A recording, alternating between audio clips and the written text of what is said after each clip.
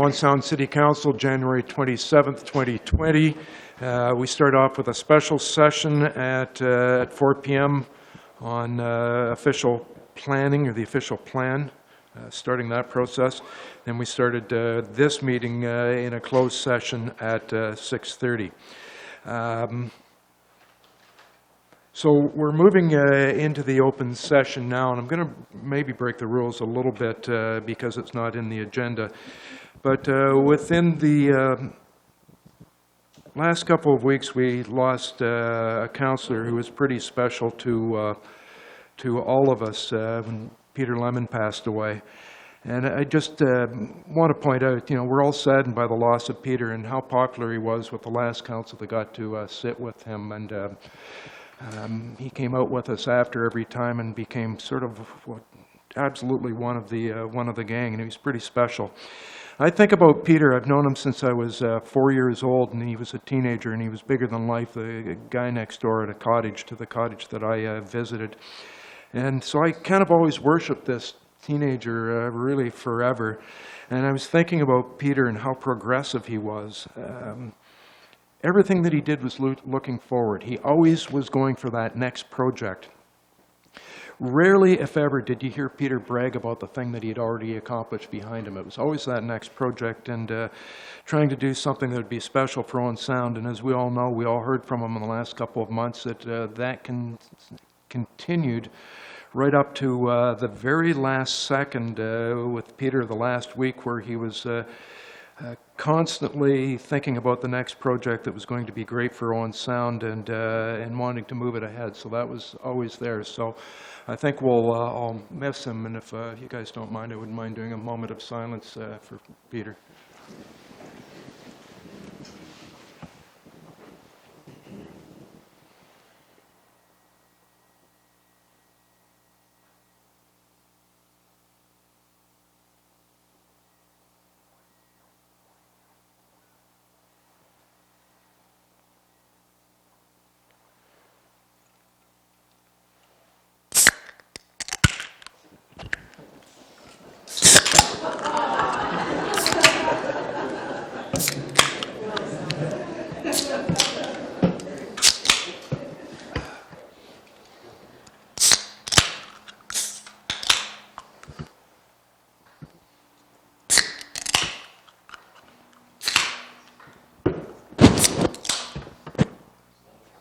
Peter.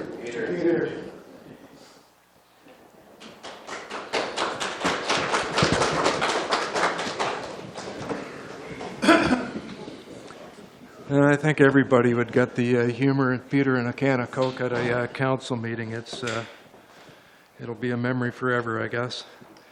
So do I have a report at a close?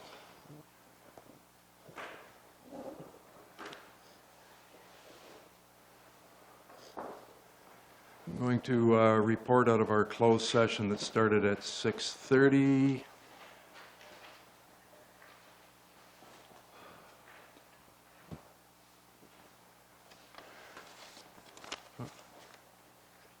I can maybe do it from here. So council met 6:30. All of us were there. We discussed minutes from the closed session of the regular council meeting held on January 13th, 2020. We discussed minutes from the closed session of Community Services Committee held on January 15th. There were no other closed session minutes for receipt. Then we discussed an identifiable individual or individuals, plural, with regard to public appointments to Accessibility Advisory Committee of Adjustments and the library. So that's, I think, covers it.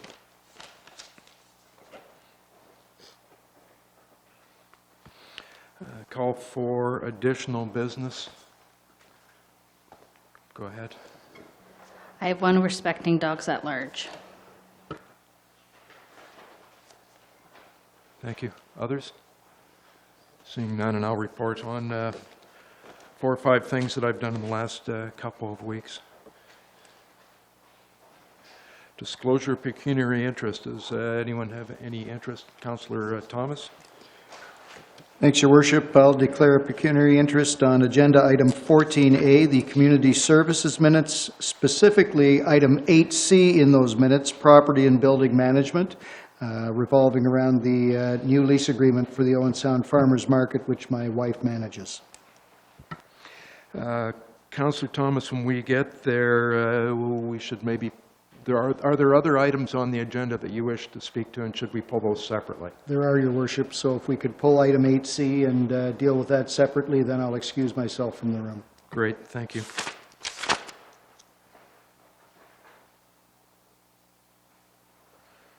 And there is no one else? So none, okay. Confirmation of the council minutes. Councillor Tam, you'll have those. 6A. Moved by myself, seconded by Councillor Brock Hamley, that the minutes of the closed session of the regular council meeting held on January 13, 2020, as printed, be adopted. And all in favor? And that is carried, thank you. And 6B.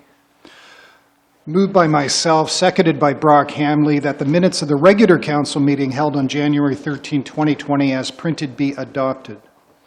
And all in favor? And that is carried. So we'll go to number 7 there. Councillor Tamming, motion to move council into committee. Moved by myself, seconded by Councillor Brock Hamley, that City Council now move into Committee of the Whole to consider public meetings, deputations, presentations, public question period, matters arising from correspondence, reports of city staff, consent agenda, committee minutes, matters postponed, motions for which notice was previously given, and additional business. Great, thanks. All in favor? That is carried. So we are now in the Committee of the Whole. Starting off at number 8, we have a public meeting with regard to the 2020 budget. And I am now declaring that the public meeting is open.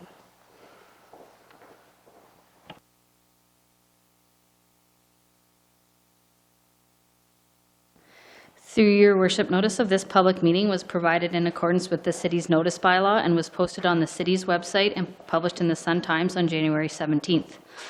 No comments were received prior to or since the agenda was published. For those of you here for this public meeting, please make sure you sign the sign-in sheet located on the table just inside the door. The personal information collected at this public meeting is collected under the authority of the Municipal Act. The information collected will be used to complete the budget process and will form part of the public record. Questions about this collection should be addressed to myself, the city clerk. Thank you. Ms. Allen? Thank you, Your Worship, members of council. The purpose of tonight's meeting is sort of our final stage of the 2020 budget process, and it's to review the final draft of the 2020 operating and capital budget. And then after the public meeting, I do have a staff report bringing forward the actual budget for approval as presented. The process to date, we start the budget process in the mid to late summer as staff begin to plan and prepare next year's budget. Operating budgets are carried forward and then changes are made to reflect the current year conditions and service levels, but for the most part, our operating budgets stay relatively stable. Staff meet as a group to discuss potential recommended and planned capital projects, and then council meetings are held at 3 stages to review each component of the budget. The first meeting was held in November last year, where we reviewed the capital budget in detail. The second meeting was over 2 days in December, and that is when we sort of finished up with capital and then we reviewed, the operating budget. Tonight is the final budget meeting, and subsequent to this public meeting portion, as I said, we'll be seeking council's approval of the total levy. Some changes that have been incorporated into this final budget that have sort of been finalized since we last met in December. So first off, police services, there was a motion made at that budget meeting for police services to have another look at their budget and perhaps present it again. The police services budget included now has a total operating budget that has been reduced by $70,000. So that brought their total increase from 2.4% down to under 1%, 0.9%. Subsequent to those changes, we did get notification last weekend that the court security and prisoner transfer grant would be reduced by $20,000. So that has slightly offset the savings that the police were able to identify. On the city side, the distribution of wages and wage-related overhead costs to rate-funded services was reduced by $50,000. So while the police were able to find these savings, on our side, we were able to eat them up. But basically what happens is we use the previous year's actual in order to see where staff are spending their time. And this just means we're spending less time by our tax-funded public works employees in water and wastewater departments. Those two divisions are doing their own work with their own staff. So the net changes to the bottom line is nil, and we're presenting an overall budget that is consistent with the one that was presented in December. On the capital side, a couple minor changes. Cemetery water system and irrigation, this was sort of my confusion. It's actually a reserve contribution in 2020 to be added to the 2019 amount. We weren't spending the amount that was setting aside in 2019, so that increased it by $15,000. The amount carried forward for the official plan was adjusted to actual, increasing the tax-funded requirement by $3,000, not material. An additional growth-supported funding required for the $15,000 for the auto shop on 23rd Street East, and then the asphalt resurfacing budget was increased to $250,000, and that will be fully funded through federal gas tax. So at this point, we have an overall levy increase of $810,000, and that's 2.7%.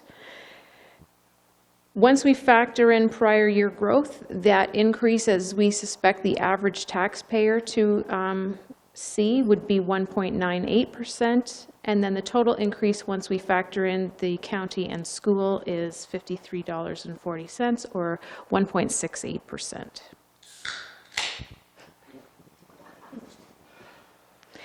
When you break down the operating budget by type, so we have a $48 million operating budget. 56% of that is wages and salaries, followed by materials and supplies at 17%. And materials and supplies is everything from light and power to salt and sand that we put on our roads.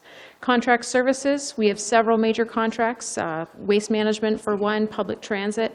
Those sorts of third-party contracts make up 10% of our operating costs. External transfers would include the amount that we transfer to the library, as well as other third parties, Conservation Authority.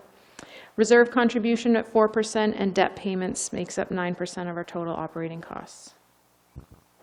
And then we have what the tax burden would be by division. Police and fire are roughly 46%, governance and admin 14%, public works and engineering 21%. I will note that that does not include any of the cost of water and wastewater, because those two divisions are fully rate sustained. And then facility and community services at 4%, 3% for the library, and 2% for the Tom Thompson Art Gallery. The overall capital program includes a dedicated 1.05% increase in capital spending and reserve contributions. And some of the major capital projects that are included in this 2020 budget include the implementation of electronic records management system, purchase of an aerial platform fire truck, Harrison Park Community Hall accessibility upgrades, improvements to the Tot-Lot playground at Harrison Park, the design of electrical services for the future upgrade at Kelso Beach Park, an official plan update, the City of Owen Sound Gateway signage, East Bayshore SPS upgrade, the completion of the 10th Street Bridge, resurfacing of 16th Street East and road improvements from 8th Avenue to 18th Avenue East, and the replacement of the Vector truck and other fleet purchases. So this little chart just shows the average residential household would have paid, based on the increase that we're estimating, will pay total amount of $3,830 in 2020. And that's broken down between the county, school, and city. Of that $3,830, the city receives $2,752. And then if you were to break that down even further, approximately $1,000 is going to your core services, which is your community services, parks, public works, engineering. $1,000 goes to police and fire. The library gets $70 a year, and then just over $600 is going towards our current capital program and any existing debt from previous year's capital. And that works out to be a total increase of roughly $63.40 a year for the average household. And that's it for our public meeting presentation. Thank you.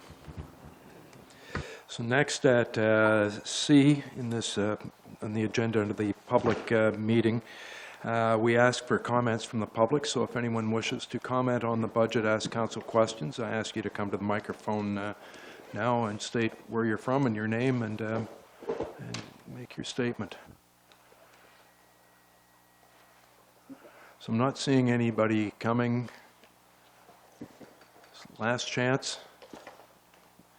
So with that, I don't see anyone coming to the microphone to comment on the 2020 budget, so I will declare this public meeting closed. We'll get to the report, which is probably going to be much the same in a couple of minutes. So next on our agenda at 9A is Joe Calvert, One World Festival 2020, Grey Bruce One World Festival presentation.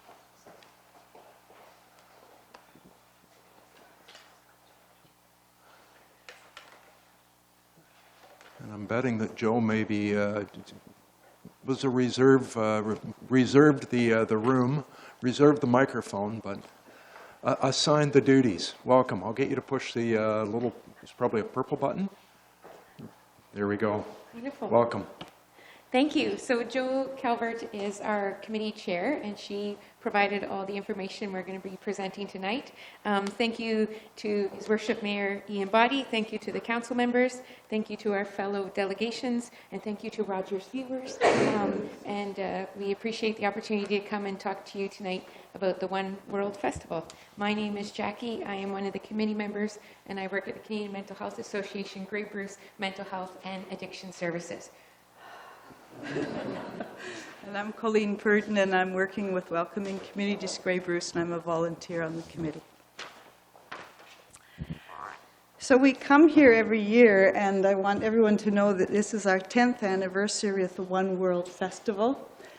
We wouldn't have been able to do it without the support of the city and without the use of the city properties, so I'd really like to extend a huge thank you to the City of Owen Sound for being behind the Grey Bruce One World Festival for many, many years.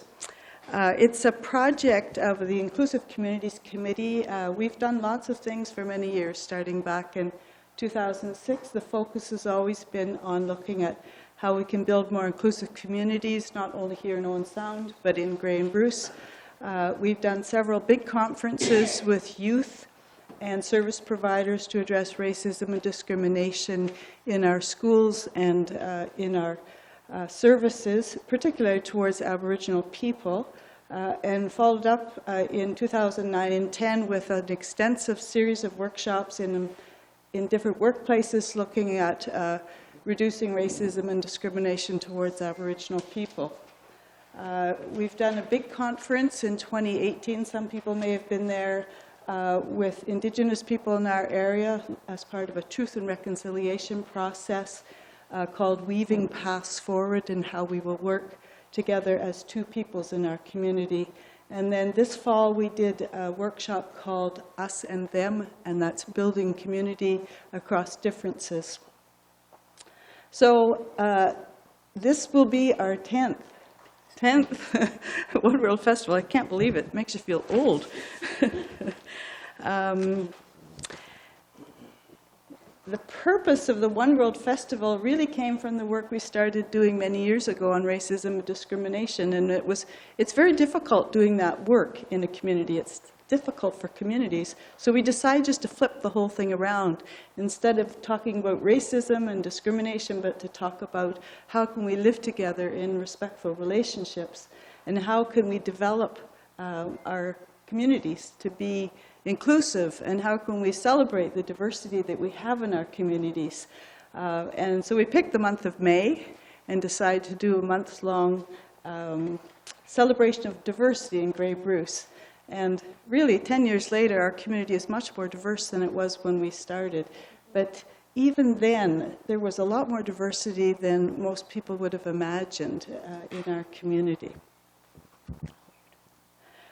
So we work to engage as many diverse individuals, groups, schools, businesses, whoever, to come together to celebrate our heritage, to build skills, and to understand and accept how we can live together in a good way, and particularly to celebrate diversity, not see difference as something to be afraid of. I just lost my picture here. And to do that in a big celebration. Every year, the festival has grown. We are targeting really elementary school children as our group to work with the idea that learning about diversity and celebrating diversity starts early. And every year we have more children coming and more parents and adults coming to celebrate with us. I have all kinds of things happening here with the machinery, but there's nothing new about any of that. If I go near a computer, usually this is what happens. All right. Do we have a technical person who could get it started? Oh, can you? Oh, thanks, Van. That's great.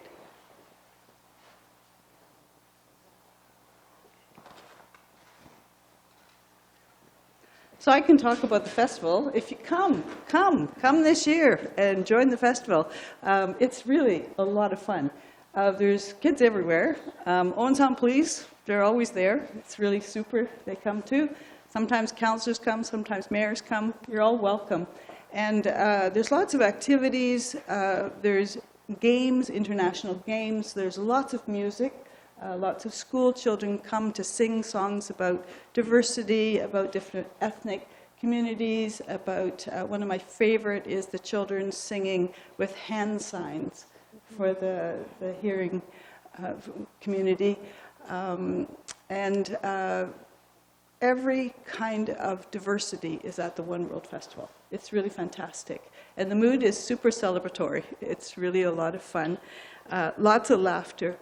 And we invite different heritage groups as well. So we've had increasing numbers of heritage groups have come as well every year. There's lots of performances and games and puppets, Jackie, and lots of music. So it's really a fun day.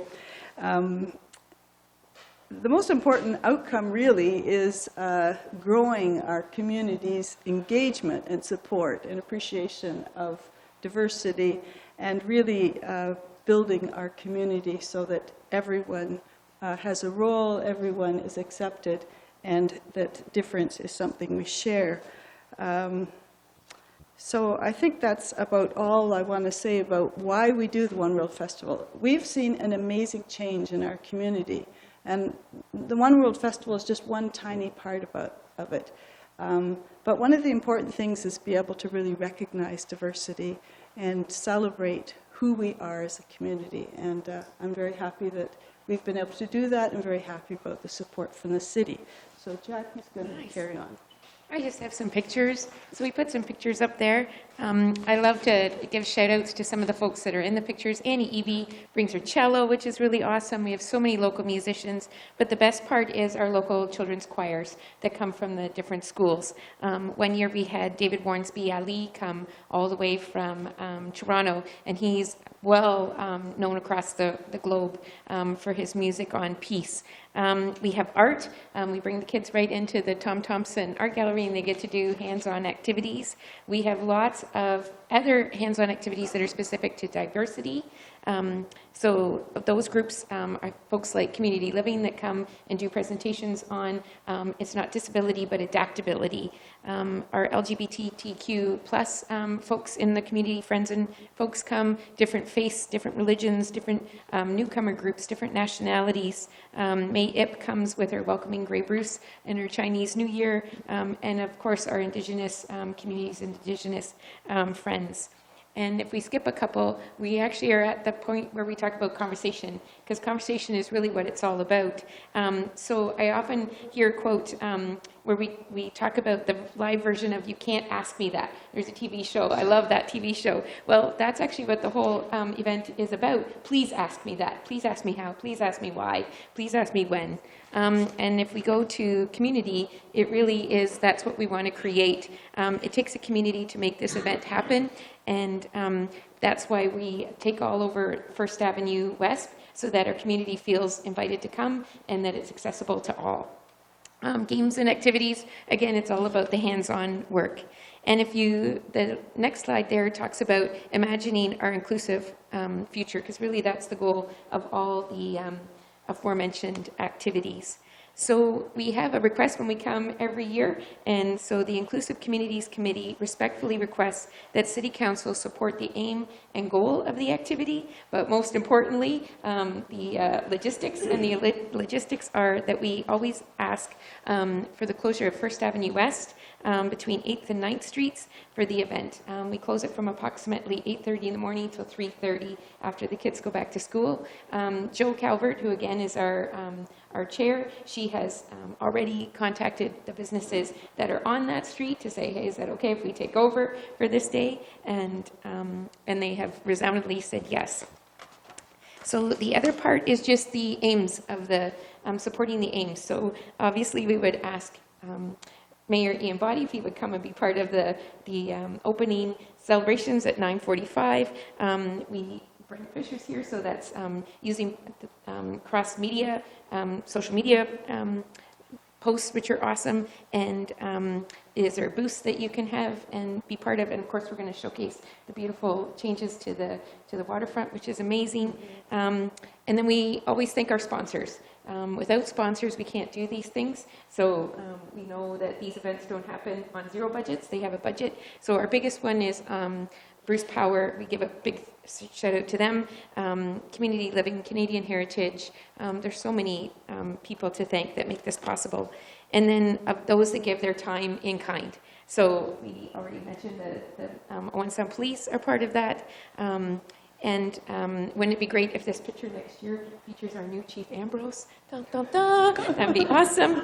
And then the next slide, just it wouldn't be a festival without those that come to share their stories, and it wouldn't be a festival without those who come to hear those stories. So the important question is, how do we build a positive, respectful community where every person is valued and feels valued with their difference?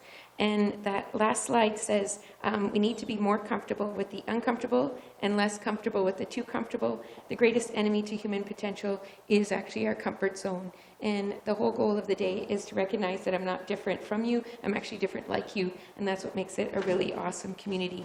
So thank you very much again for having us come. Just a reminder that this is our 10th anniversary. That's amazing. And this year's festival is Thursday, June 4th. So if you all get out your phones right now, you can actually put it in and mark that day, because we know everybody's phones are here.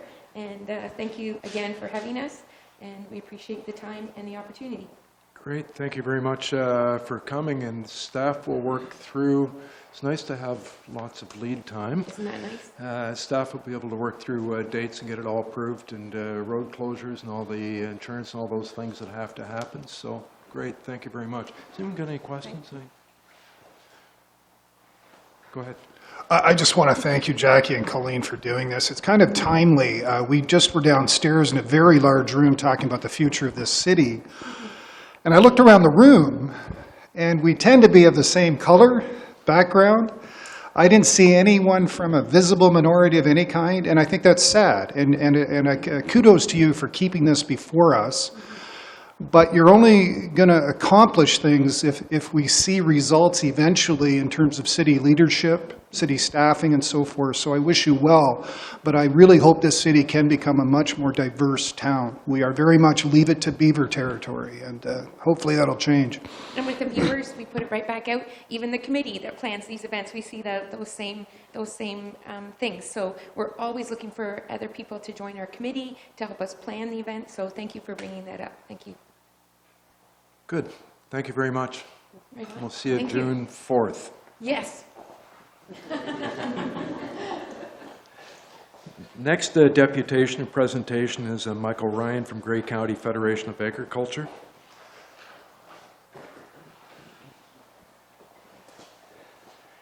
Your Worship and Councillors, thanks for having us. My name is not Michael Ryan. I'm Hugh Simpson. I'm the president of the Grey County Federation of Agriculture. And just before I turn it to Michael, who is he's been the manager on the file that we're bringing information to you on today. I wanted to give you just a quick 2-minute overview about what we're up to in general before we go to the subject of farm property tax. Built into your desktop, laptops, is the presentation around Grey County Federation of Agriculture. We're not going to cover all of the presentation today because it would take us longer than what we have. We're going to focus on the subject of farm property taxation and bring you up to date on that. But I would urge you, in one of those moments of curiosity, to leaf through the contents of that file. It does provide a very good background about how agriculture plays in Grey County and the role we play within the Ontario landscape, and then also what agriculture means in the Grey County area. We are an organization, volunteer board, that represents about 1,500 farmers, about 2,000 farms. Collectively, it's about $300 million in GDP to the Grey County area. So it's not an immaterial sector for us. Our purpose today is to bring you up to speed on some conversations that we're having across the county with all towns and municipalities on the subject of fair farm property tax. So you've heard from us before over the last couple of years. Those of you who will be attending at county later in February when this is brought to a head will hear from us again. And you may hear about us going around the county and having these kinds of conversations as an update with the various municipalities. So we're happy to spend as much time as you'd like on it, and we can come back and do it on an individual basis. I'm happy to do it person to person with you if you've got questions. But for now, what I'd like to do, with your indulgence, is turn it to Mike, as I said, who has been the manager on this file for the last 2 or 3 years, and have him speak to the subject of fair farm property tax. Michael. Thanks for the opportunity tonight. For about 4 years, I've been making this presentation to County Council. And on the top level, this is more of a county issue. The taxation rate for agriculture, residential, industrial, commercial is all a ratio compared to residential. And every year the county passes a bylaw that sets that ratio. Agricultural tax land traditionally has been taxed at 25% of the residential rate. And every year the county has the opportunity to change that rate anywhere between 0 and 25, what the ministry would call the range of fairness. What's led us to this is that in the last property assessment cycle, agricultural land assessments across the county as a whole went up by 71%. And as it's a proportion of residential, the problem is that residential only went up by 5%. And agriculture makes such a small portion of the overall county budget in dollars that when you're looking at a residential rate and what the county has to raise or what a town has to raise, that growth in assessment of agriculture is not really significant to the bottom line, which isn't stopping where you set the mill rate for residential. But because ours has gone up so drastically compared to residential, we have farmers in Southgate. We had one member of our board whose taxes are going from $4,800 to over $10,000. And that's just on the single farm property that he owns. It's not the rented land. There's about just over 2,000 farmers in Grey County that are raising about $1 million extra due to property assessment growth. If residential went up by 71%, the mill rate would drop correspondingly. If all of the industrial and commercial ratepayers received tax bills that were doubling, this chamber would be full pretty quickly, and there'd be worries about employment. Ag as an industry, 1 in 8 jobs is in the ag and agri-food industry. Only about 1.4% of the population, about 2.5 in Grey County, are actual farmers. But there's 5 jobs for every graduate out of a degree or a diploma program in agriculture. And what brings us here is that Owen Sound has a seat at the table at County Council that this affects, but also that the economy is an ecosystem that everyone has to thrive in.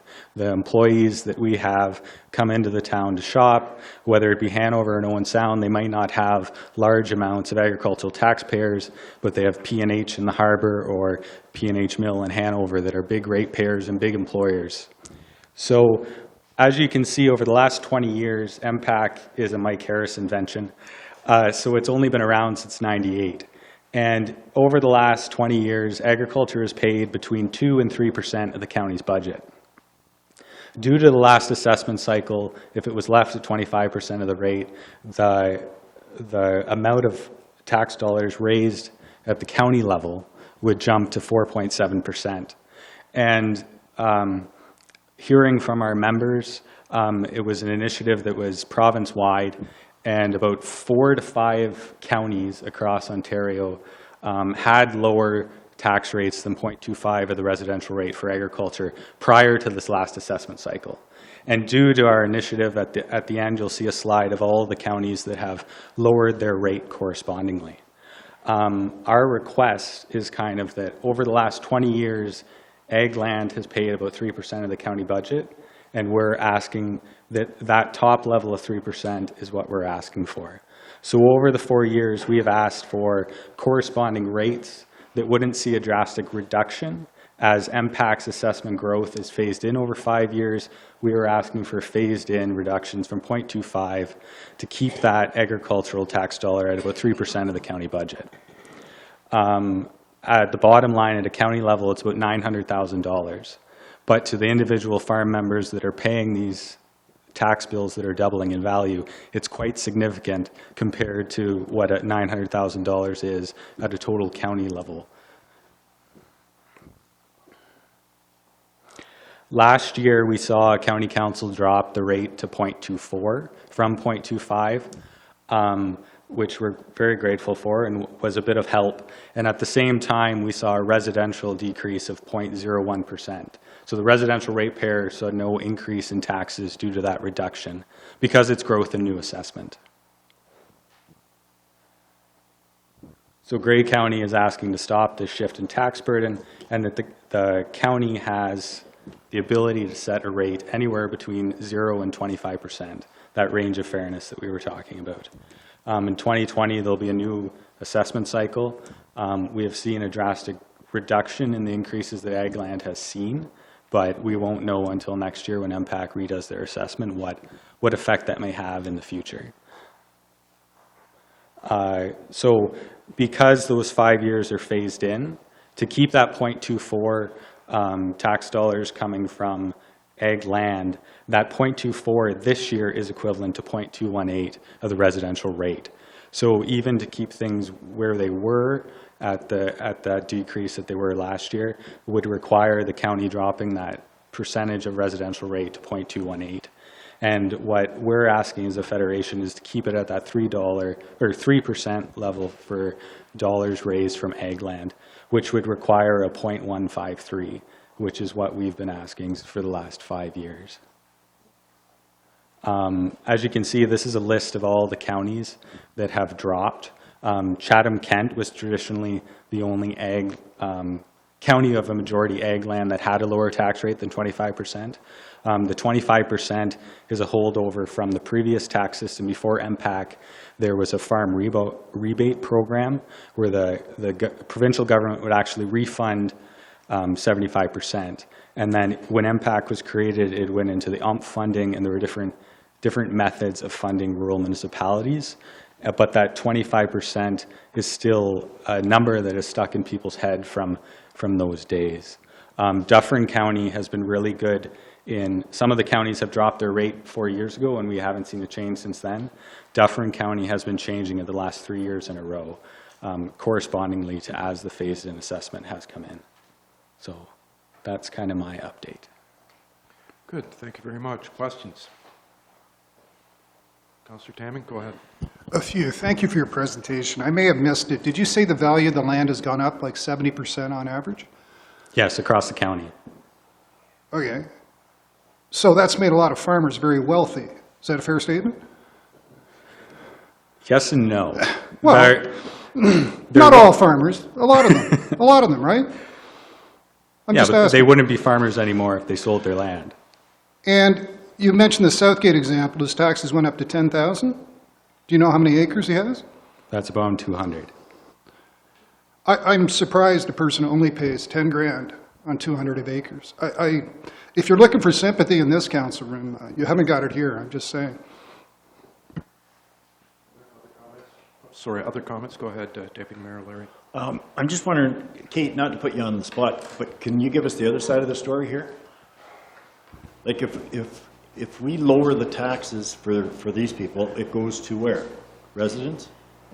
If the county lowers their ratios, because there are more farm properties outside of the city, that does create a bit of tax shift into the city as far as the county levy goes. And I believe, purely based on memory, when the county reduced their farm ratio from 25 to 24 last year, it caused about $18,000 of tax shift to come onto the city's share of the county levy, because we don't have, I think we have like 7 farm properties in the city limits. 27. 27. If we could keep it relatively simple, Your Worship, when one tax class pays less, everyone else pays more.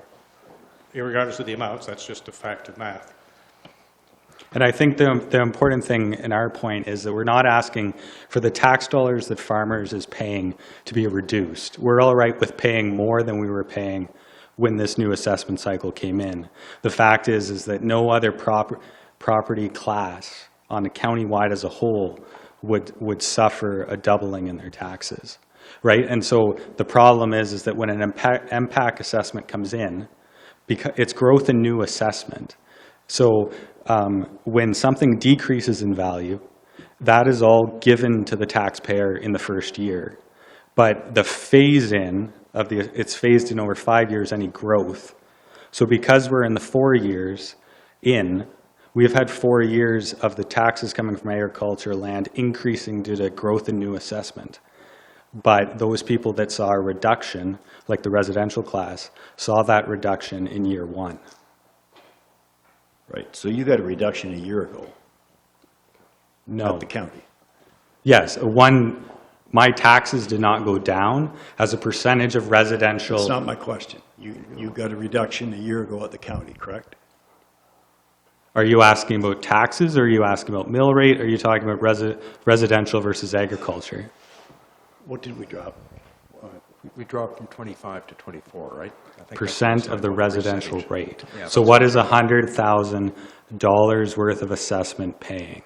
So it has nothing to do with budget or mill rate or what my tax bill is. It's the percentage to residential that ag land pays. Right. So a house requires a lot more services than, and the other problem is that when you look at the average tax bill, farmers pay residential rate, full residential rate on the house in 1 acre. So what we're talking about is bare agricultural land. So as the services required by the county doubled in value to bare agricultural land. So the question is, are you going to do this every year? No, our hope is that we have seen farmland has been increasing in value for the last about 20 years. MPAC only really focused on it in this last assessment cycle. So we saw a drastic jump as it was caught up. But as a result, taxes have increased by 100%, right? Okay, well, if that's what happens, if you get the reduction and the difference goes back on the residents, I'm looking after the taxpayers of Owen Sound. So honestly, I think you're at the wrong podium. That's my opinion. That's a fair statement. Go ahead, Scott. Thanks, Mayor Boy, and thanks for the presentation tonight. I too am really protective of the taxpayer, and I know 4 years ago in the last assessment cycle here in Owen Sound, I think we came in at average a donut. We were flat right in Owen Sound on the residential increase. If one has followed the real estate market in the last 2-3 years, there's been considerable movement. So I don't think that will be the case again as they're doing another assessment. I mean, it's guesswork at this point, but I do foresee our assessment in Owen Sound here increasing. I mean, it's just reflective of the marketplace. and I'm quite empathetic of the position, and I'll tell you why. I had this debate with someone else that was in politics a long time and presents a rural background and focus. And I got dismantled in very quick fashion. We passed a budget tonight of $71 million, and as a municipality, what we do is we're in the business of service provision. Essentially, every part of that budget is providing services. So why should empty farmland assume more of that tax burden when it consumes no services, in a nutshell? And I don't have a whole lot of argument against that, because that's what our whole budget is service provision. And it's $71 million worth here in Owen Sound. So you bring a very, very, very fair perspective, I think, to the council chamber tonight and to the county. I hope you do have receptive audiences. Personally, I hope that because it is a ratio and it reflects off that base number one on the residential, I'm keen on sitting back to see where we land as a municipality, actually, and then see where our mill rates fall from there. But I'm quite empathetic to your situation, and that's the reason why the land's not consuming services, and essentially that's what government's in the business of providing. So, Anyone else? Hugh will remember Wayne and I met with Hugh about a year ago, and it's such a complicated thing. We get your point. Owen Sound traditionally had extremely high large industrial, commercial rates compared to residential. And we had to bring those down into an area of fairness. We were losing industry and trying not to. So that meant that we had to move it onto, whenever you bring it down somewhere, it's going on to somewhere, we had to move it onto residential. So our residents have seen very big tax increases at their doorstep over the last number of years as we've transferred some of the burden from industrial commercial onto residential. On top of that, as you know, everyone wants to watch Netflix instead of renting a Blockbuster. They're buying on Amazon instead of at Sears and Zellers. So we're constantly getting reassessed in our commercial properties in all major cities in Ontario, probably Canada, but we've noticed it. So the value of their real estate is coming down because nobody wants to buy it. Fair market value, that's what the system is based on, or assessment value, which again is shifting more burden onto residents. So this is another pressure. You're kind of asking us to shift some of the farm percentage onto residential. That makes it more complicated. And as we discussed last year, I think we've got 3 farms in Owen Sound. I can't remember. It might be a couple more than that, but but you're really here to talk about Grey County in the bigger picture, and I get that. And it's difficult for us representing the taxpayers, mostly residential, with the shift in burden when we're already shifting a burden onto them and have over the last number of years. So again, it's complicated, and we look forward to hearing from you again at Grey County for a couple of us. It's not an easy issue. Yeah, agreed. Thank you very much. No, thank you very much. Next, we have our own Mr. Fisher to discuss marketing and promotion during 10th Street Bridge construction. Do you want me to try it on here, Brianna?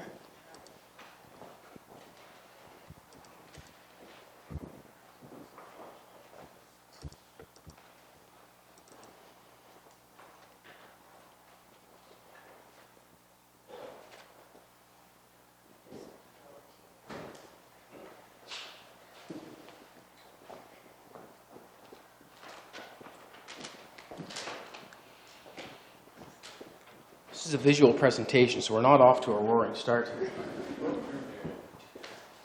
This isn't on. This is not on ours either, Brandon.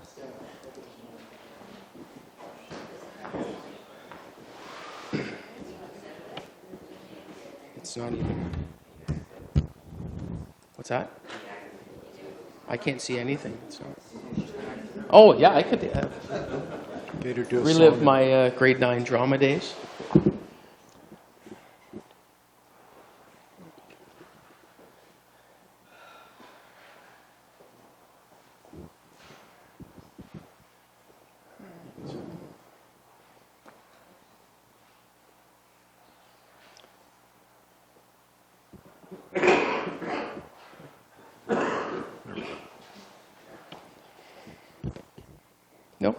No, I'm okay. That's a pretty important seat. I can't be sitting there. Good evening, Your Worship, Council. It's nice to be back to give an update on the marketing and promotion surrounding the downtown with respect to the 10th Street Bridge reconstruction, or the 10th Street Bridge that was, because what I understand it's no longer there anymore. It's just a big hole. I was here on my notes, I believe my notes said September 23rd, to give an update on what we were going to do in that initial period. So you're on it. And what we strive to do was promote the downtown as a destination during reconstruction of the 10th Street Bridge. Ensure people know that the downtown is open leading into a very busy Christmas time. Encourage people to make an effort to support the downtown during this time. So if you have to go out shopping, think twice and make sure you stop downtown. At that time, we also wanted to provide and continue to provide effective communication of construction progress, detours, and new developments, and this part is the most important. We also wanted to have a little bit of fun while we were doing it, so this is something that replacing this bridge we haven't done before, and I don't plan to be here the next time we do it. So, Brianna? So a couple of the initiatives that we started off with in September that were really to carry us through into this time period. We had catchy entrance signage, which we talked about. I believe the city manager touched on it in a subsequent meeting and gained some pretty good attention across the province as well. Billboards at the main entranceways of Owen Sound. So one on Highway 6, one on Highway 21, and then at the bypass from through Rockford out to Springmount. Event promotion, so several key events happening in the fall. Halloween Haunt, Moonlight Madness, Fresh First Friday, and then a brand new winter promotion that we worked on with the DIA as well that went over very, very well. A new winter guide that had a strong focus on our downtown and our arts and our culture scene. That was a new partnership with Ramped, and we were very, very pleased with how that initial launch of our winter guide went, and are really looking forward to our summer guide. Different promotional opportunities through our tourism department handouts, and then again additional tourism support as well. So looking ahead, just in the short term, we have Savour Owen Sound on the go. This will be taking place during the month of March. Melissa Cranny, our Tourism Marketing Coordinator, provided our Economic Development and Tourism Advisory Committee a brief, recap on last year and an update on the coming year. And Savour Owen Sound is really a celebration of our city and areas, our restaurants, everything that makes us special with regards to culinary foods. There's a strong focus on our downtown. I believe, I touched base with Melissa this morning, we have about 8 restaurants just in the downtown core that are participating so far, and 13 in total, which already matches last year. So once again, we're on our way to a very successful event. The Arts and Culture Awards. Typically, these have taken place at the Bayshore. We have actually decided to move these to the Georgian Bay Centre for the Arts, which is in the downtown core. That venue just really lends itself better to the Arts and Cultural Awards. There will be demonstrations happening. For those of you that maybe in the audience that don't know either, that's the former bingo hall that sat vacant for a large number of years, that every time you drove by, you thought it'd be really nice if something purposeful went in there, and it has, and we plan on taking full advantage of that to highlight our arts and culture scene, and also continue to drive people through the town's core. And Frisky First Friday, so a DIA event, and we work very closely with the DIA on their events, executing, and that's coming up on Friday, February 7th. And if Friday, February 7th isn't the first Friday, please tell me now, because my notes aren't in front of me. So it is. That's a good thing. I went over my notes. So our most recent piece that we want to show you tonight, the piece de resistance. What we wanted to do, and we've heard a lot about diversity and people shopping on Amazon, both in our discussion beforehand, and Mayor Boddy mentioned it now. Through this bridge reconstruction is, after Christmas, allow some of the retailers to tell their story. Put a face to some of the shops that maybe people don't get into, and they don't have a chance to see those faces. We wanted to involve the merchants. We wanted to be creative in our approach, and I think in this instance we've been extremely creative. We wanted to get noticed, and we wanted to pull on some heartstrings. So I almost choked up. Rather than, go out, and I guess what I would say is the safe thing to do would have been to go and purchase some ads somewhere, encouraging people just to come to the downtown. That's the safe thing to do, but we like to think outside the box a little bit, do something a little bit different. So, Brianne, I think the next slide is the video, and nothing pulls on the heartstrings like a 70s power ballad, and I hope I haven't brought back any painful breakup memories for anybody in the audience. So. This predates you and I, Councillor Dodd. I hope the volume's up.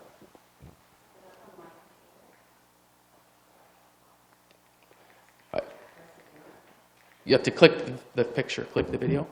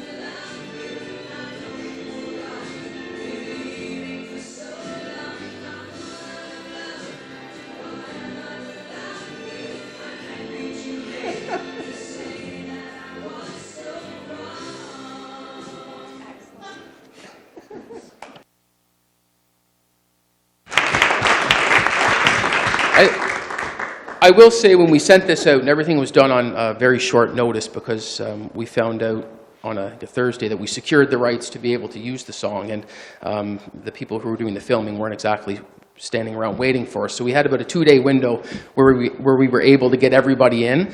So we appreciate the response. We had over 50 responses from downtown merchants. We apologize we couldn't get everybody in a 60-second video, but our downtown is authentic, if nothing else, and we appreciate those businesses being a part of it. And I have no doubt over the coming weeks and months, this will shine a light on the downtown, which otherwise maybe wouldn't have been able to be done. So.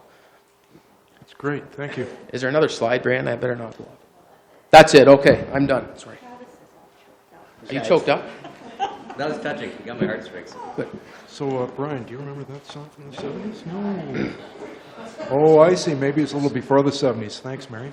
That was great. I love the creativity of it, the fun of it, and that's certainly, we're consistent on that, so perfect, thank you. Go ahead. Thank you, Worship. I just think we do need to give Brent and his team some a big congratulations and appreciation for the work you have done.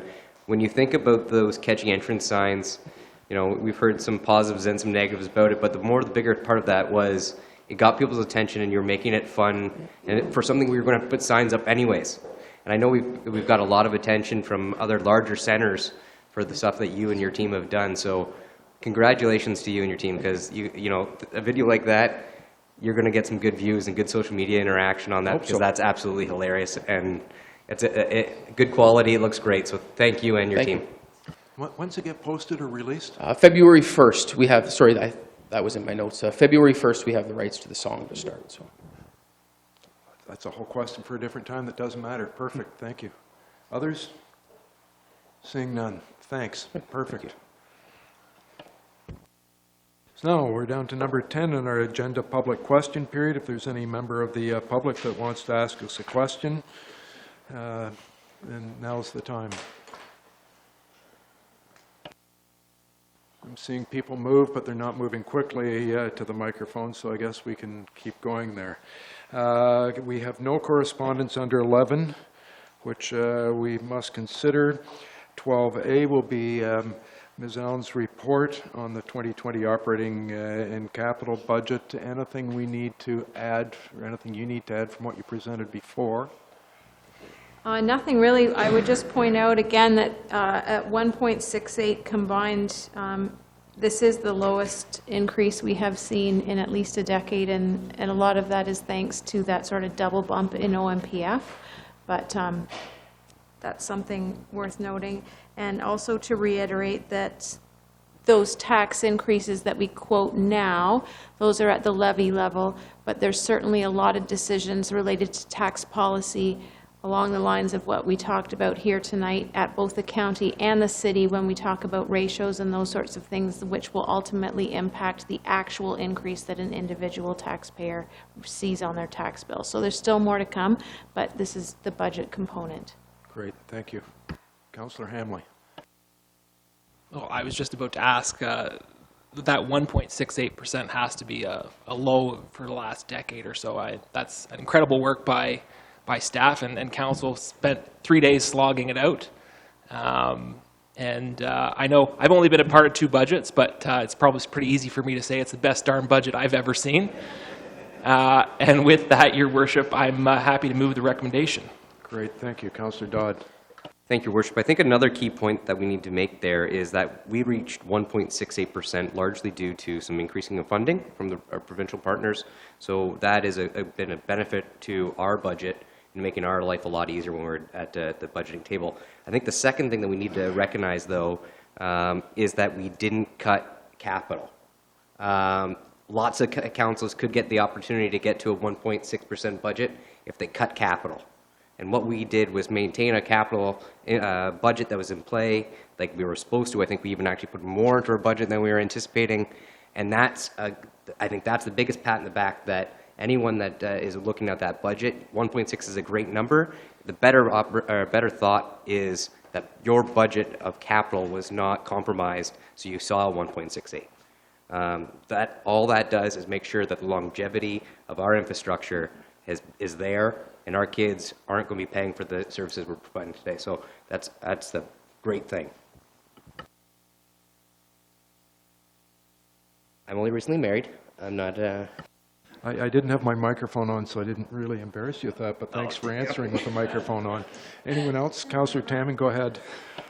I'm not sure this is when I do this, but with reluctance, and I would like to pat Kate and other members of her staff for the excellent job they've done.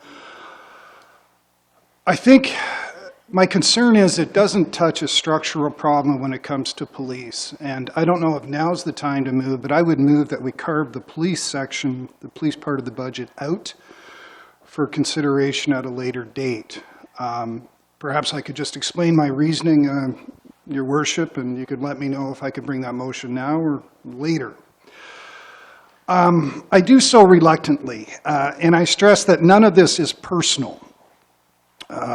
We met last time, or a few weeks ago, with the chief, and I thought, I'm done just talking to a podium, and let's just have lunch, and that's what we did.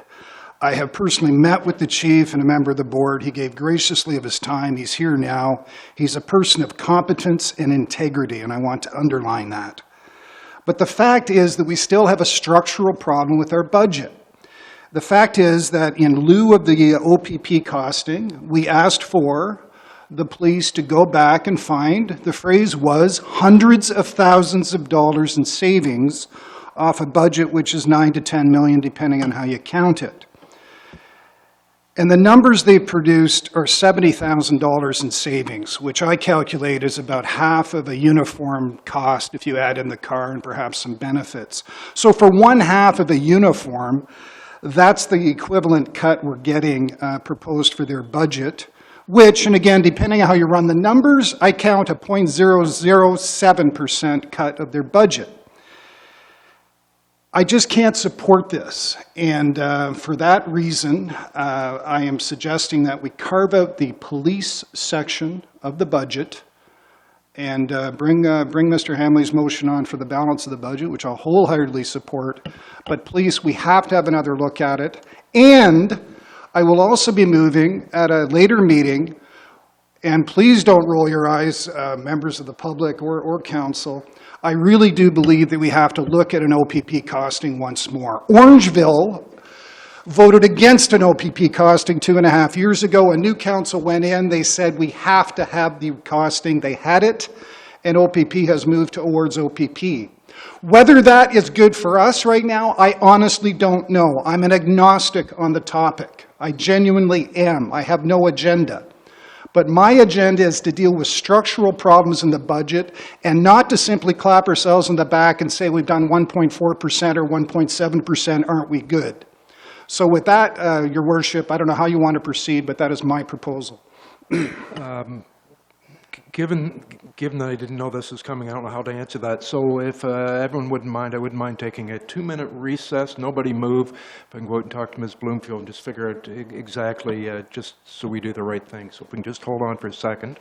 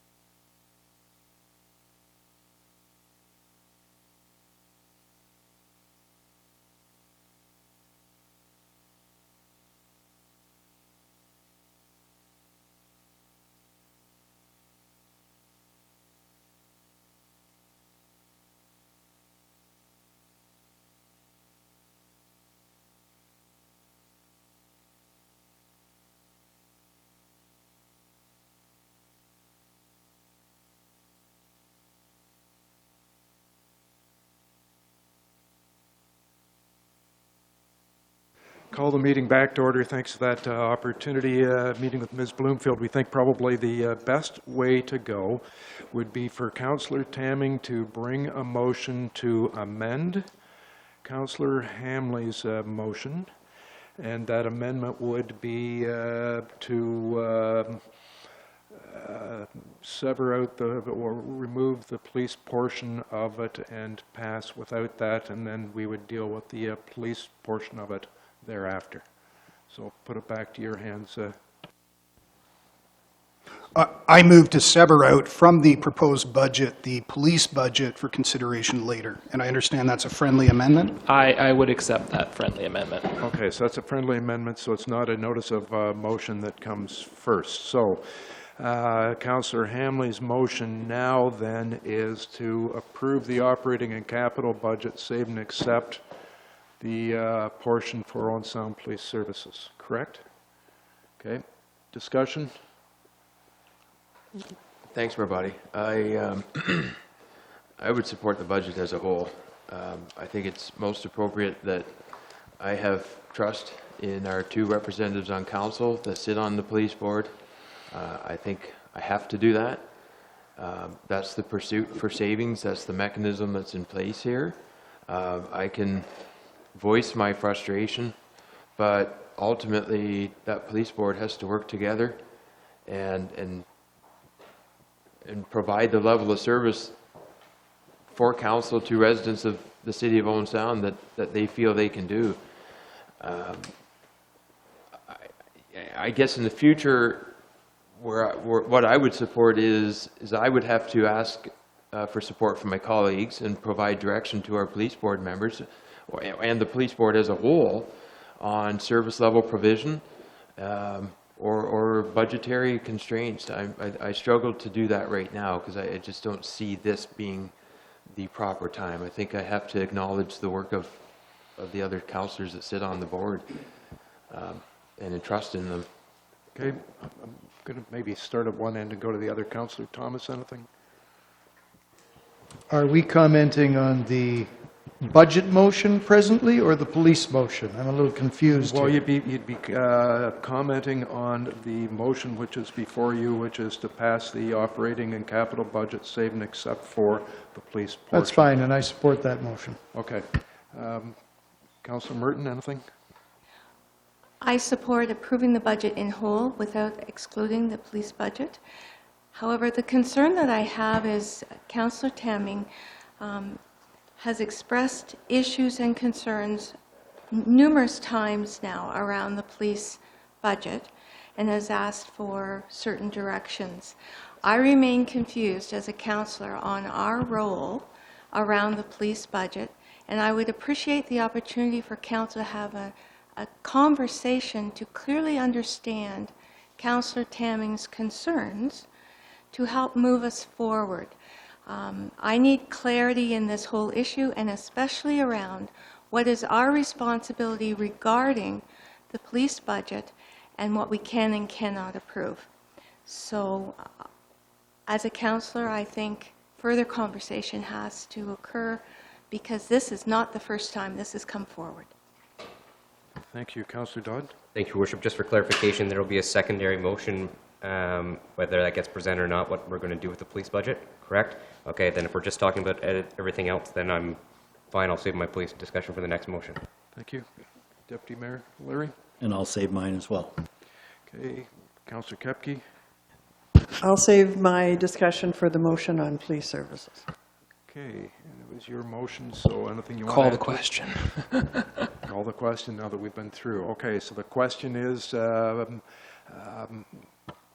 basically the recommendation that's before us with that amendment. Everyone understands it? All in favor? So that is carried. Thank you. So we'd go back to Councillor Tamming for the next motion, I assume? Right, I already presented it. I'm happy to re-present it. No, you haven't made a motion, so now we'd need a motion from you of what you want to do with that police budget. I want to move that we send the police budget for further consideration to the police to ask them to have a go at it again to find the hundreds of thousands of dollars which this council has repeatedly asked them to find. Thank you. I think I'll start at the far end again. No, okay, I can start at the other end if you want. Doesn't matter. That's fine. You know, boy, we've talked about this so many times around the table, and, you know, I appreciate the chief and the Police Services Board do not have an easy task. I remember when I first came on council in 2015, we had a similar discussion at budget time, and the instruction from the then police chief was, if you don't like my budget, just cut out what you want and I'll come back, and that's what we did. Because under the Police Services Act, we really cannot be involved in any kind of a line-by-line look at what the police budget is. We fund the police service to the level to which we're comfortable. Now, at some point in there, there has to be a discussion about the service. What is the service that we want to fund? What is the service, you know? And to me, that's part of what's missing here, is a discussion. Okay, so if we want to find $1 million was actually the figure, Councillor Tamming. If we want to find $1 million, then what does that look like in terms of the service? And how does that change the service? And this is a discussion that we're not involved in. I'm not sure we can be involved in. But, you know, I think that it's clear again, and we espouse the view at budget time that we've got grave concerns with the amount that we're paying for emergency services in our community. It is almost 50% of the municipal budget. And, you know, we've got to find some way to get a handle on it. Now, on top of that, the chief made some great comments, which I really appreciated at budget talks, and he made the point that he has not been here long and is only starting to get a handle on this budget. So I would be, you know, I would support the budget as it is.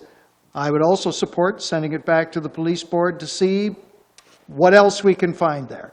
You know, I'm pretty open to what I'm going to hear from my fellow councillors. But, you know, that's my view. We've got to find some way to get a handle on this. We've been trying for 5 years now. We're no closer now than we were then. And so that's, I could go on, but I'll stop, Your Worship. Thanks. Thank you, Councillor Gregg. You kind of covered it a minute ago. Councillor Merton covered it a minute ago. Councillor Dodd, I think you left it. Thank you, Your Worship. I guess, okay, so just so we're clear here. When we pass, say Councillor Tamming's motion goes through and we send this back to the police board, at what point does the police chief and the police board have the availability to say, this is our budget, take it or arbitration? So can the chief go back to the police board and the police board come back and with an idea of saying, you know, yes, we can find another $50,000 or that other half of that uniform vehicle that Councillor Tamming was talking about? Or is it to the next step of arbitration? Through Your Worship, I would suggest, certainly you could ask the Police Services Board, you know, that you'd like them. I would suggest, I haven't talked to the chief about this, that probably the best way to try to focus this is to give them a specific target. And I'm going to throw a number out here, and I don't even know what the budget is this year. I've obviously got away from a bit, but if it's 8.5 now, and I don't know what it is, Chief, do you know off the top of your head? That's about, if you say we could live with $800,000, or $8 million, sorry, ask them to find that. I believe the chief would go back, do the best they could with the board. They may come back and say, quite frankly, we can't, and then we would be going through an OCOPS hearing, correct, Chief? And we would be there, they would be presenting their case why they can't meet your budget. There's a whole lot more details behind that, but that would be basically the process. But I suggest rather than just asking the chief and the board to go away and come back, I think they would appreciate a target, Chief. Is that fair? So I don't want to talk for the chief, but that's my suggestion, Council. I can just confirm that the Act says that the police board brings a recommendation, Council sets the budget, the police board then determines if they can act on the budget that we give them, or if not, then they can bring an application that we would be the other party to the application for a review of an independent board, OCOPS or whatever it is. So we set the budget. They determine if they can work within that budget. Thank you, Your Worship, and thank you, Mr. Ritchie. I'll be honest, I'm not too far off from Councillor Thomas. I understand that we have an issue here that we need to further investigate on the cost savings of our emergency services. It's been an issue we've talked about since 2014, every year, probably until I'm reminiscing on that love song when I'm older. I guess what my concern is, we're January 27th. We have an operating capital budget that we need to approve that's currently on the table. If we're looking for that longevity of someone to find us $1 million of savings, as well as starting the new year of having an operations for this year, I think we're getting pretty tight. I think if we're looking for that change, when we had that discussion in the past, and I commend Councillor Tamming for continually bringing up these motions, it shows he's passionate, which is great. It's an issue that's going on within our community. I think the challenge is if right now we're going back to the police board and say, give us the options for $1 million reduction, we're in a tough spot. Are we going to get it in the next 2 weeks? I would hope not. I would hope they'll take their time and do the due diligence to provide us an accurate estimate and assessment of what service level they can provide for X amount of dollars, or what do we think is an affordable amount of money we're willing to pay. So I would hope they didn't finish that in 2 weeks. If you did, I wouldn't trust it, and I wouldn't want you to do it. So I think the longevity of it, this time we have a chief who has been very cooperative, I would believe, since he came here. He's been open to having a discussion with our council, and I think if we set a motion, whether it's a motion that maybe the police board and council meet together to have a discussion, if that's allowed under the rules, to kind of set out the rules of what we're looking for, and setting the parameters of what we want by next budget. If that's, in my mind, I would say that's, I'm with you, Councillor Tamming, about emergency services costing 46% of our overall budget. But I'd hope we would never, obviously he doesn't have a solution, the chief doesn't have a solution right now. and I would want to see something really factual and really accurate, and hopefully work together on getting that result. Thank you. Thank you. Deputy Mayor O'Leary? Thank you, Your Worship. I must be the only one in this panel that has made this mistake, but it was my understanding from budget that police was going to come back and give us another presentation. So I found out at 1 o'clock this afternoon that the police budget was in our budget, because I was satisfied with the way the budget went in budget talks. And so that's why I would support his motion to delay it, because I've got questions. And I would reiterate what Councillor Tamming said. Chief Ambrose, you've been awesome to sit down. We've had good conversations. But I have asked the question to the chief about Strathroy, who has a population of 21,000, have their own police service, and their police budget is $2 million less than ours, and I want to know why. And I've given him that question, and I haven't had a chance to sit down with him to find out why. There has to be a fundamental problem with what somebody is doing here. Why is there $2 million difference? Now, if you told us that our budget was $500,000 less than Strathroy because we have a dispatch business, I would understand that. But it's the other way around. And so that's why I'm convinced there's something missing. Either we're doing something wrong here, or I just want to know what Strathroy's doing. Like, I don't see people getting run out of Strathroy because they're not safe. I just want to know those answers. And if we had a delay, we could find that out. I think we should all be interested in that. Thank you. Councillor Kepke? Thank you, Your Worship. I don't know if it was clearly specific that the police were to come back and do another presentation. Mayor Boddy and myself sit on the Police Services Board. We certainly did have a full half day of reviewing the police budget line by line, and the staff could certainly justify each amount that was on each line that is being cost in the budget. If there's a particular service that you do not want our police services to provide, that needs to be identified. I feel that we've done our due diligence by going back again and having reviewed that budget, re-reviewed the budget. I also like to remind council that police services are not the only portion of that emergency services, 46%. So what's good for the goose is good for the gander. Think about the other service that's being provided in emergency as well.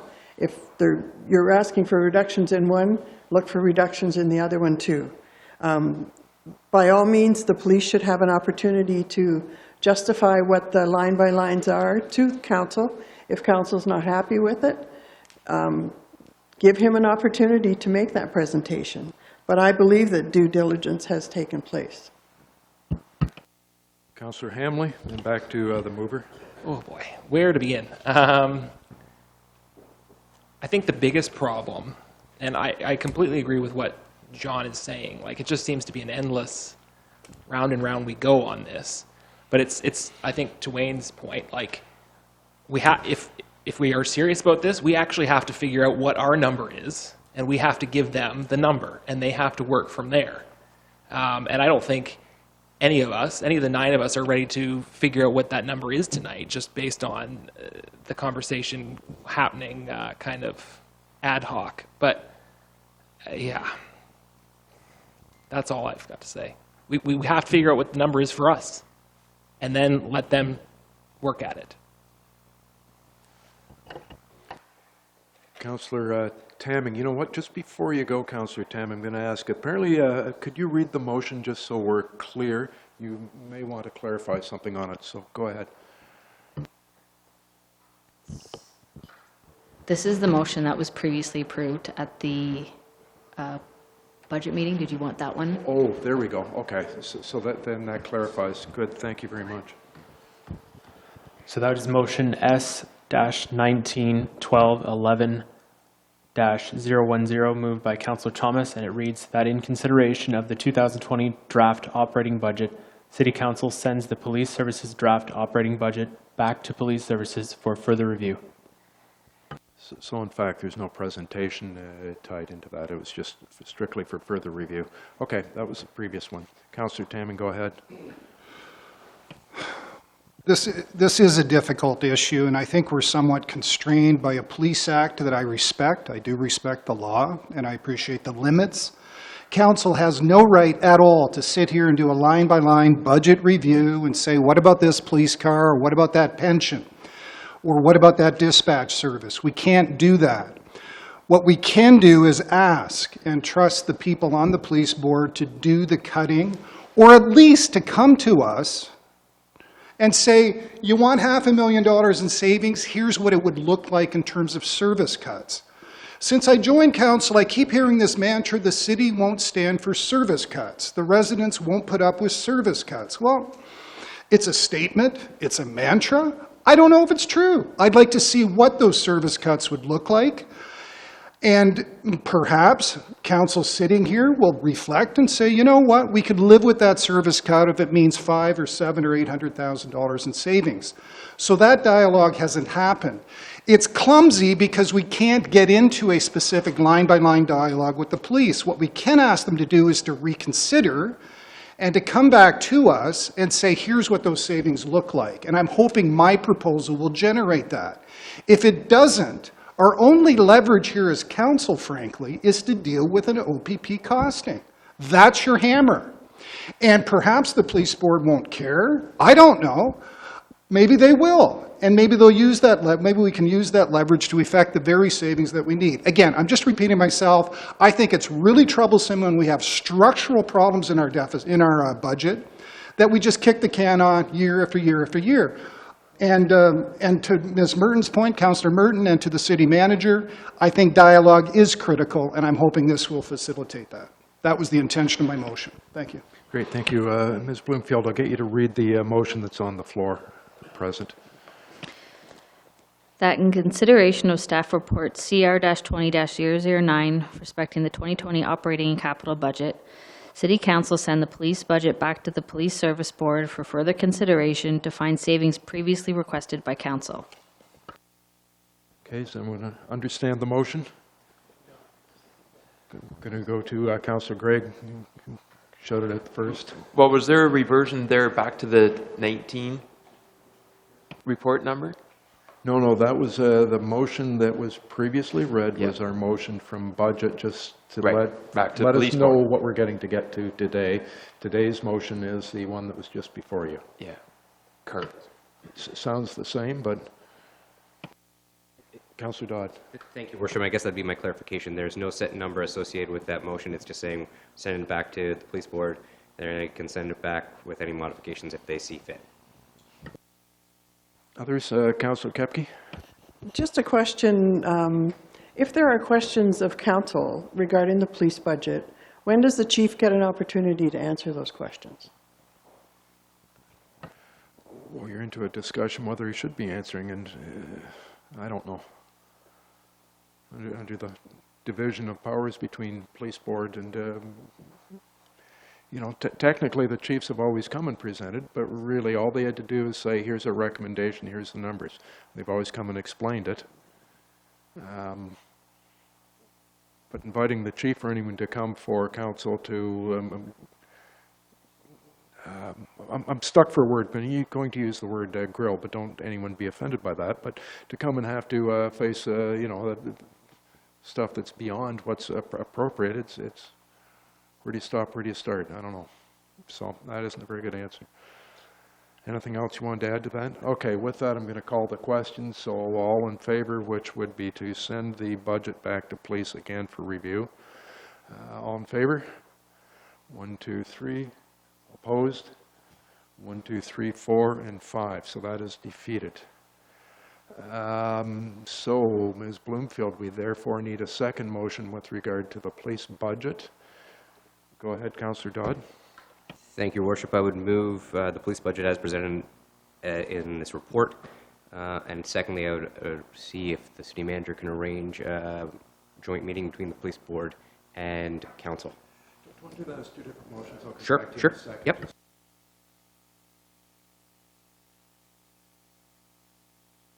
Everyone understands that motion?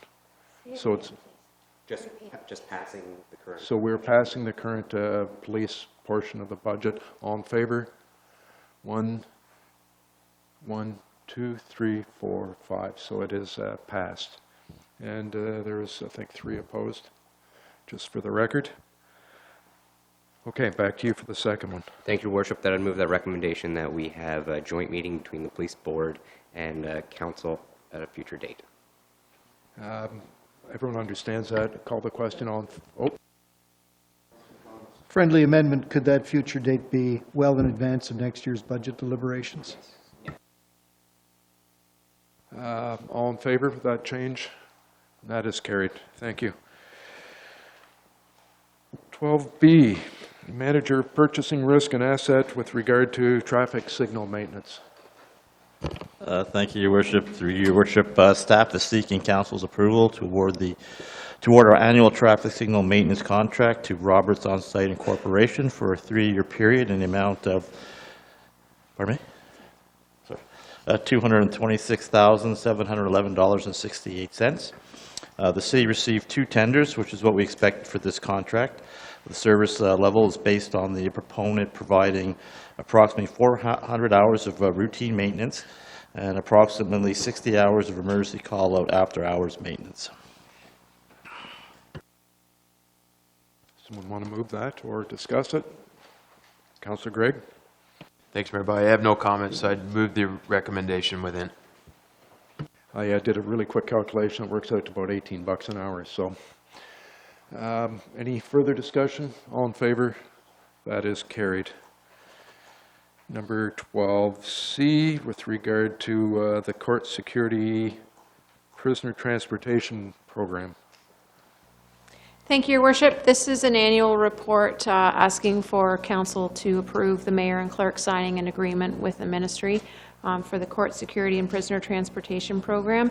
This used to be a multi-year agreement. That agreement matured in 2018, and we're now going on annual agreements, so we get notified of what our actual grant will be just for the 1 year. It is based on our costs reported 2 years previous. So we are seeing a small decrease in the grant, and that's to reflect that year over year, our costs did actually drop a bit a couple of years ago from when it was set for the 2019 fiscal year.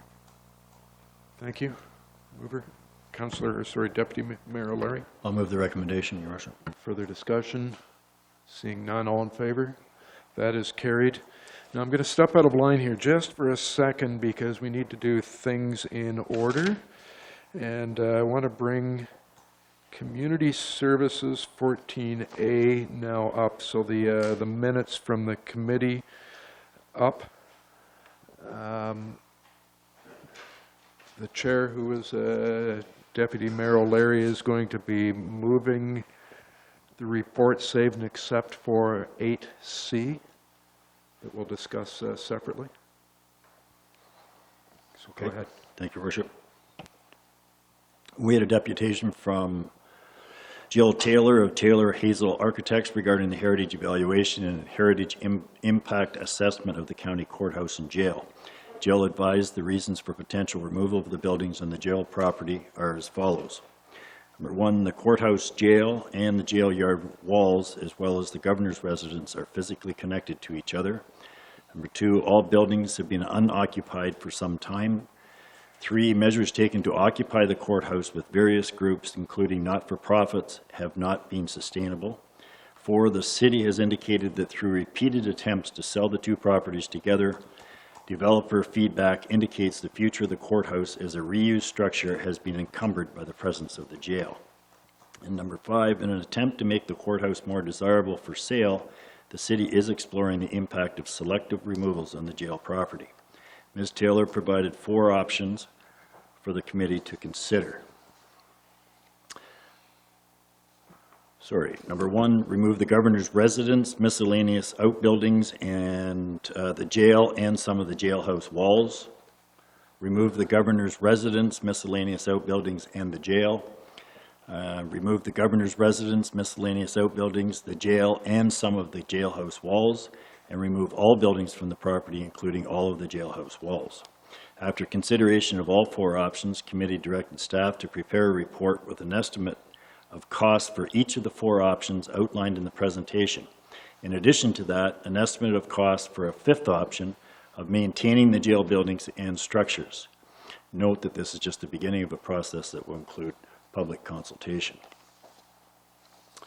The community planner presented a report noting that the city has initiated a review and update of its official plan. The review provides an opportunity to address changes in the provincial and County of Grey policies, as well as shifts in the local needs and priorities. Staff have developed a web page dedicated to the project and will be updated throughout the process. The web page hosts a number of drop-down menus that link all of the important information. Discussion papers will be developed in March for committee's consideration. The discussion papers will include the following: house choice and opportunity, environmental sustainability, transportation, land use, and design. Public engagement have been planned throughout the process and will include an online survey, open commenting throughout the process, both on the website and in person, community engagement sessions with open houses and public meetings. The community planner detailed the proposed timeline for the project in phases 1 to 3. Number 1, gather input through the online survey, which is open till the end of March. And MHBC will be drafting discussion papers, and 3 additional input will be gathered through council visioning session, which was today, community engagement session March 4th, and again in April, dates and times to be confirmed, and an open house and public meeting on the 27th of April. The manager of Parks and Open Spaces presented a land use agreement with the Stony Couple Riders Association. He advised that the agreement with the club will grant non-exclusive shared access to the Georgian Bay Trail between the city limits to the northwest, where it connects to the Georgian Bluffs Trail, and the trail connections at 3rd Avenue West across from Georgian Shores Marina. It will also allow snowmobile riders access to food, gas, and other services, as well as allowing the club to perform pre-season maintenance to the trail. And finally, the manager of community development and marketing presented an update and prospective jurors for the 2020 Arts and Cultural Awards. After the closed session, committee recommended the approval of jury members named in the confidential appendix and direct staff to include these individuals as Arts and Cultural Awards jury members to select the winning nominees.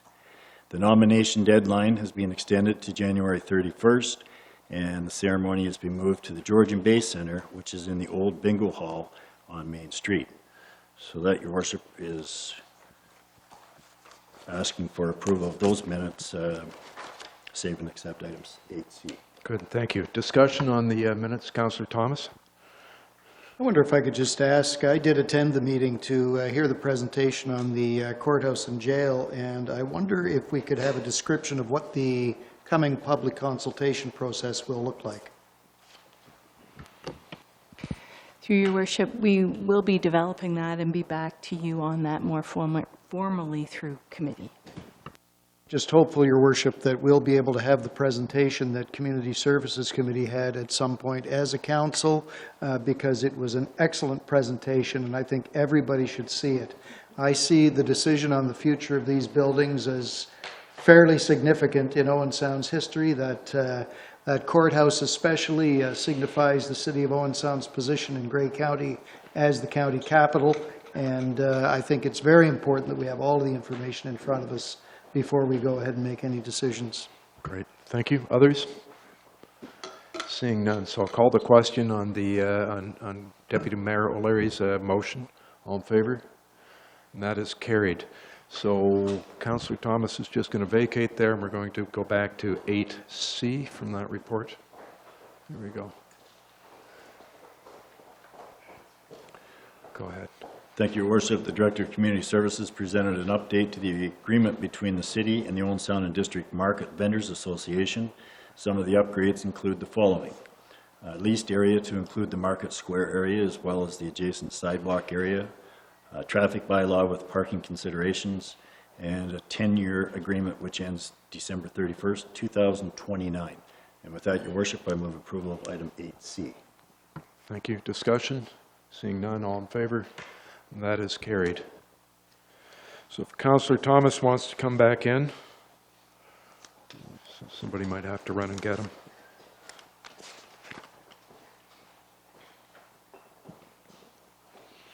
So with that, if I can then go back to 12D in the agenda, which is report from Manager of Parks and Open Spaces with regard to that Stony Couple Riders draft land use agreement that was referred to in those minutes. Go ahead, Pam.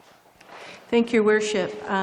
As you mentioned, and as was presented in the Community Services minutes, there was a land use agreement with the Stony Couple Riders for a section of the former rail trail, Georgian Bay Trail, from roughly 24th to 28th Streets west.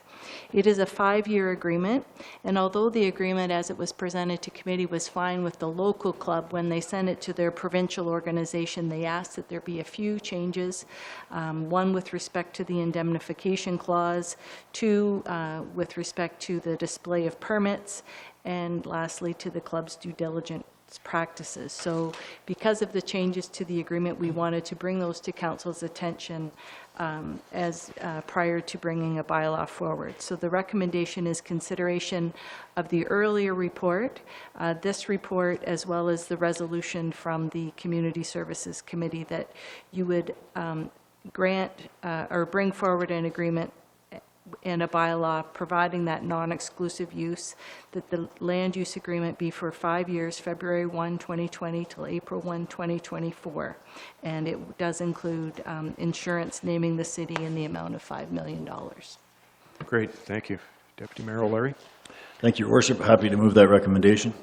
Discussions? Seeing none, call the question. All in favor? That is carried. So down to 12E, Deputy Mayor O'Leary is presenting on Grey County Council. Thank you, Your Worship. Just one item, Your Worship, directly connected to Owen Sound. We had a presentation on the Community Safety and Wellbeing Initiative. Currently, 16 of 17 local municipalities are participating in the collaborative process, with Meaford opting out. There are in excess of 50 municipal organizations, agencies, and community representatives included in the advisory committee membership, while the steering committee is comprised of the representation from both Grey and Bruce counties, public health, victim services, and police services in support of the work of the consultant. There is a website being developed and set to launch in early 2020. There's also a survey nearly ready to go out. Next steps include the collection of data, risk analysis, and a sustainability plan in the future as well. Thank you. Any questions? Seeing none, thank you. I think we're down to 13, the consent agenda. Ms. Bloomfield, if you want to give us a list. Thank you, Your Worship. On the consent agenda this evening is minutes for receipt from the DIA Board and the Owen Sound Fund. Business licenses were issued to the Lash Attic Club at 233 8th Street East, Yes Crickets at 2045 20th Street East, Unit 2, Owen Sound Flowers at 1345 2nd Ave East, The Daily Grind located in the Professional Center at 945 3rd Ave East, and O'Share has relocated to 946 3rd Ave East. Lastly, there's the council information package. A full listing is available at 13E. Thank you very much, Councillor Tamming. Go ahead. Just a question on the business of Yes Crickets. This is in an apartment building or a house, or what is it? It's an industrial condominium site. It's in the Okay, so industrial it's park. not in a residential area? No, absolutely not. Because I was worried about the neighbors and the crickets. Thanks. As we discussed at the agenda meeting, this business is really making a lot of noise. And then I suggested to Ms. Allen that I was just bugging her. But anyway, go ahead, Councillor Tamming.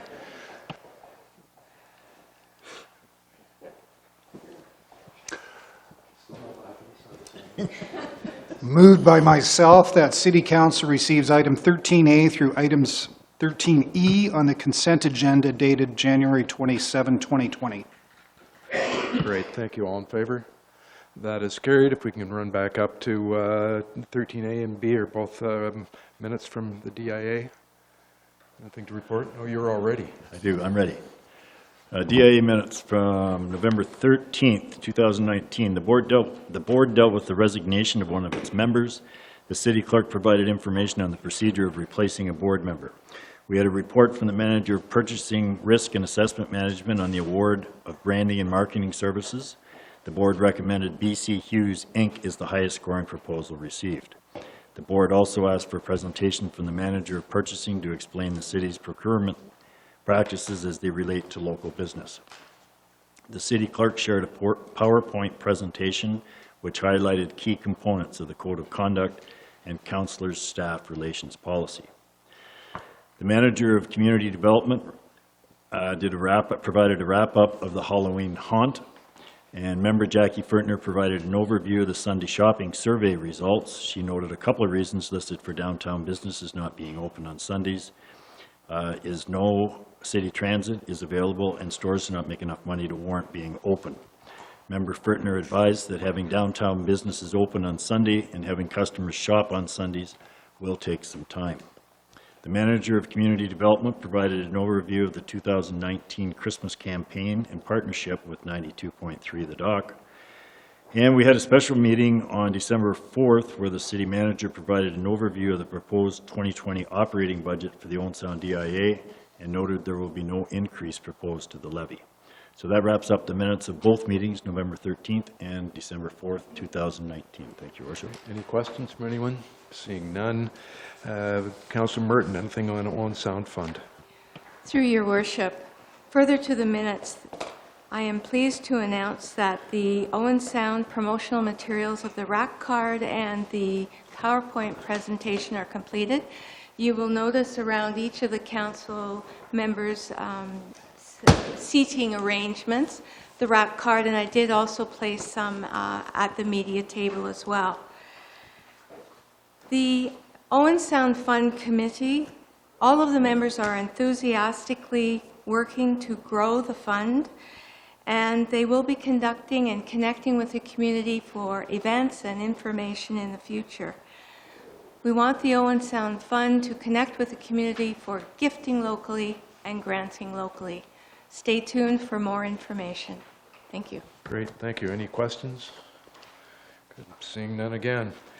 So that brings us down to committee meetings with recommendations for approval. We've already done 14A, so we can do 14B, minutes from Economic Development Tourism Advisory. Go ahead. Thank you, Worship. We had a report from the Tourism Marketing Coordinator regarding the Tourism Update Year in Review. Get to that. So first of all, we just want to identify the three main functions of tourism: product development, marketing and promotion, and visitor services. So over in that 2019, Mr. Fisher has already stolen some of the highlights there, but some of the product development highlights from 2019 included Savor Owen Sound, the Corkscrew City Tour, and the Salmon Celebration. A little further into that, Savor Owen Sound included 13 restaurants, 1,767 meals sold, and had around 123,000 social media interactions. So that's a great product development for something that's happening in usually a blah month for restaurants. So good work on that. Corkscrew City, this is highlights the Owen Sound history of prohibition and bootlegging. There were 4 tours in 2019. I believe they were all sold out. Councillor Thomas? Pretty close? All but the last one, so that's pretty good. As well as this was nominated for the Tourism Marketing Partnership Award at Teo. Mr. Fisher and I attended that, and unfortunately we weren't successful. There was a great representative from another municipality. Finally, the Salmon Celebration, which is held annually, now recently at the Market Square, here right behind City Hall. The salmon were donated by the Sydenham Sportsmen, and it was prepared by Sabitris Global Cuisine. So those are 3 events, all had great partnerships with local organizations within our community. We looked at the marketing promotion highlights for 2019. One of the big things was increasing our reach and following on social media and utilizing social media to target specific demographics for campaigns. Nerds like me who like numbers, Twitter, 6,135, Facebook, 16,435, and Instagram, 4,323 interactions. I think it's fantastic to see the way we're doing it. It's also the way that staff have been handling themselves on social media, making it a little more interactive, getting the local audience to be involved. We put a big, the marketing promotion highlights for 2019 also included emphasis on highlighting arts and culture and the environment throughout the development of an art scene rack card. They've done the Moving Forward video, which I believe we have seen here at Council, updated tourism website, Escarpment magazine, and the Owen Sound Winter Guide, plus multiple other publications. Some of the things from our visitor service center. They offered bicycle rentals this year. 59 times they were rented and generated about $1,700 in revenue. Great idea to bring another revenue source to the city while offering a unique experience for individuals to ride around our harborfront. So overall, there was a generated surplus of about $2,400 with that year. Some of the things looking forward to in 2020, implementing an iPad at the visitor center for an improved customer experience, and digitalize and simplify our method of tracking visitor statistics. This goes very well hand in hand to a comment that Councillor Hamley made back during budgets regarding getting an understanding of where our visitors are coming from. Expanding the Corkscrew City Tour and seeking sources for larger means of transportation to accommodate more customers. I think we're also potentially looking at going to other locations. So stay tuned. We got another report from the Manager of Community Development and Marketing regarding the Great Waterfront Trail Adventure Cycling Initiative. For those who are unaware of what this is, it's a 7-day cycling event beginning Friday, August 7th and concludes on Thursday, August 13th. There's about 150 riders from around North America participating in the event, and Owen Sound is lucky enough to have some cyclists stay here for a day or two, ending on Saturday, August 8th. There's a catered reception there for the riders at the Bayshore. Some participants have rented hotel rooms. However, the majority of them need to camp outdoors and requested to do so in close proximity to the amenities. So due to the large volume of the participants, the group is requesting that Council grant permission to erect camping tents on the Bayshore grounds immediately west of the facility. As for rental payments, rentals came in, sorry, I lost my set here, but it was about $2,400 worth of rentals was going to be associated with them using the sound room and storing their bikes and the camping. $1,500 of that was going to be provided from the Waterfront Regeneration Trust. Grey County Tourism was going to provide $468.18, and the Community Development and Marketing budget was going to absorb $400 of that. We got a correspondence regarding from the Chamber of Commerce about Make It Your Business article. This was about reliable, affordable internet. Savannah Myers from Grey County was here to advise that Phase 3 of the SWIFT project is anticipated to start in the first quarter of 2020. Grey County is ready to go whenever that opportunity comes. Here we're pretty close in line to being the top there, so we've been waiting a while and we should be getting here soon. Finally, I want to give a little plug out for the Regional Job Fair. Last year in 2019, there was about 113 employers there, and Mr. Fisher has noted that there should be more than that this upcoming year. So that is on February 20th, 2020, from 2 p.m. to 7 p.m. at the Bayshore Community Center. So I'm going to repeat that. The Regional Job Fair is going to be at the Bayshore, February 20th, from 2 p.m. till 7 p.m. Thank you, Your Worship, and I move approval of those minutes. Thank you. Any questions for Councillor Dodd? I've got all night. I've a quick question maybe Mr. Fisher has to answer. Do you have enough employers set up, or are you still open to more employers, and how do they get in touch with you? I'll get you to come to the microphone, and it seems to me I saw something that you're still looking for more. Yes, through you, Your Worship. Registration is still open. Spots are filling up fast. So I had a meeting this morning. I understand there's about 40 spots left, and 30 of those have been filled in the last week. So if an employer wants to have a spot there, how do they contact you? you can contact me at bfisher@owensound.ca or through our switchboard at City Hall, or if you go to madeingrey.ca, there is registration information on Grey County's Economic Development website as well. Perfect, thank you. Okay, any other questions from that? I'll call the question, which is approval of the Economic Development Committee meeting minutes. Sorry, go ahead. All in favor? Carried. Operations Committee meeting from January 14th, 2020. Thank you, Mayor Body. The committee received a deputation for information that evening regarding a proposal to form a climate action task force. The climate action team in Owen Sound, along with some of their subgroups such as the Water Watchers and Waste Watchers, have been doing a terrific job in the community, taking action and building awareness of their actions and the need for change. Committee is very appreciative of their work and encouraged the action team members and all residents to participate in this year's official plan and the strategic plan updates, providing input for the direction of the community moving forward. Committee also received for information the monthly airport report. You will notice a slight decrease in regular fuel sales, which is offset by a pretty similar increase in jet fuel sales in the year. Report 20006 is a request to revise the traffic bylaw to prohibit stopping anytime on the north side of 15th Street East, easterly from 6th Avenue East, and prohibit parking on the south side of 15th Street East on school days from 8 to 9 a.m. and 3 to 4 p.m. And that's located between 6th Avenue East and 7th Avenue East. So where that's exactly located is in proximity to St. Mary's High School. Parking and pedestrian conflicts in this area have developed resulting from changes forcing students to be off-property smoking, and unfortunately an increased use of vaping products as well is contributing to more interactions between residents, travelers, and pedestrians. So that was approved by committee. Committee approved the job description for the climate change position as presented, and that's about the extent of that meeting. So I'd ask for council's approval of those recommendations. Good, thank you. Questions? Councillor Kepke. Thank you, Your Worship.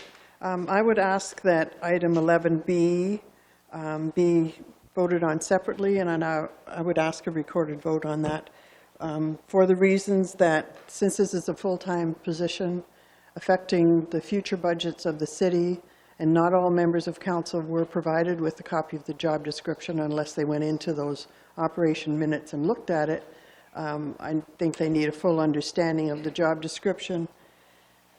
And I would ask that that be delayed till February 10th meeting. So that's a motion to amend the motion, or if that's a friendly. Yeah, I'm wondering if you'd like to save and accept.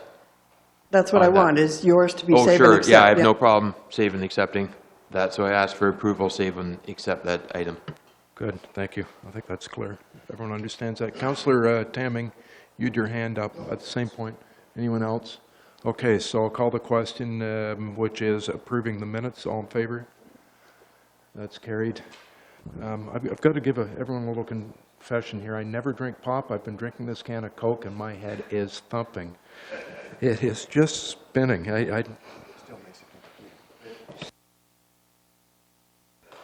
So now we're coming back to that portion that was pulled, correct? Yeah, go ahead. Okay, I would ask that item 11B be delayed referred to the February 10th meeting for a vote, so that all councillors can be provided. I was hoping there would have been a copy attached to these minutes, so that all of the members of council who did ask for that job description to see it were able to see it. So unless you, as another council member that is not on operations, went in there and had a look at it, you haven't had a chance to review it. And this is a full-time position affecting the future budgets of the city. So I would ask for a motion to delay the decision on that till February 10th, and that all councillors be provided a copy of that job description. Ms. Bloomfield, do you understand that deferral? Discussion?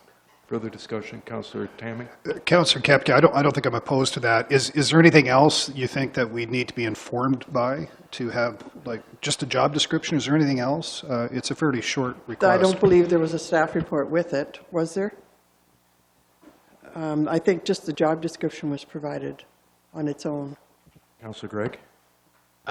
From a procedural standpoint, I would mention if you're asking for a postponement and you provide a specific date, we have nothing to debate other than to the date of the postponement. So the actual information at this point is not debatable. Okay, so I'm going to call the question, which is to... Asking for a recorded vote. Go ahead. Councillor Dodd? In favor? Councillor Gregg? In favor? Councillor Hamley? In favor. Councillor Kepke? In favor. Councillor Merton? Opposed. Councillor Tamming? In favor. Councillor Thomas? Opposed. Deputy Mayor O'Leary? In favor. Mayor Body. In favor. Resolution is carried with 7 in favor and 2 opposed. Thank you. So that gets us through 14C operations. So we're down 2 minutes of the art gallery. Councillor Thomas. Thanks, Your Worship. I think I covered pretty much everything that are in these minutes at our last meeting, though I'm not absolutely sure whether I mentioned the gallery's calendar or not at our last meeting. So I just wanted to put a plug in for the gallery's fantastic calendar, Footprints in Time, Painting Around Georgian Bay, available at the gallery. And it's $20. It's beautiful works from our permanent collection. And the money raised by the calendar goes to support art classes for young people in our community. And online membership. And you actually get a 6-month membership in the gallery. Thank you, Councillor Dodd, if you purchase a copy of the calendar. So that's all I have, and with that, I move approval of these minutes, Your Worship. And the best place to get it would be at the art gallery, so you can go and actually see the show, so see the pieces that are on that calendar, and it just keeps getting better, doesn't it? Exactly. Good. Councillor Thomas has moved approval of those minutes. All in favor? That is carried. Thank you. We have no matters postponed. Motion for which previously was given back to you, Councillor Thomas, your motion. Thanks, Your Worship. I'll just give a very brief précis here before I read the motion. Again, just before Christmas, we heard that there was a suggestion that bag tags should increase in Owen Sound, and in view of the fact that there were 2 reports suggesting no change to the cost of bag tags, I was opposed immediately, as some of my fellow councillors knew I would be.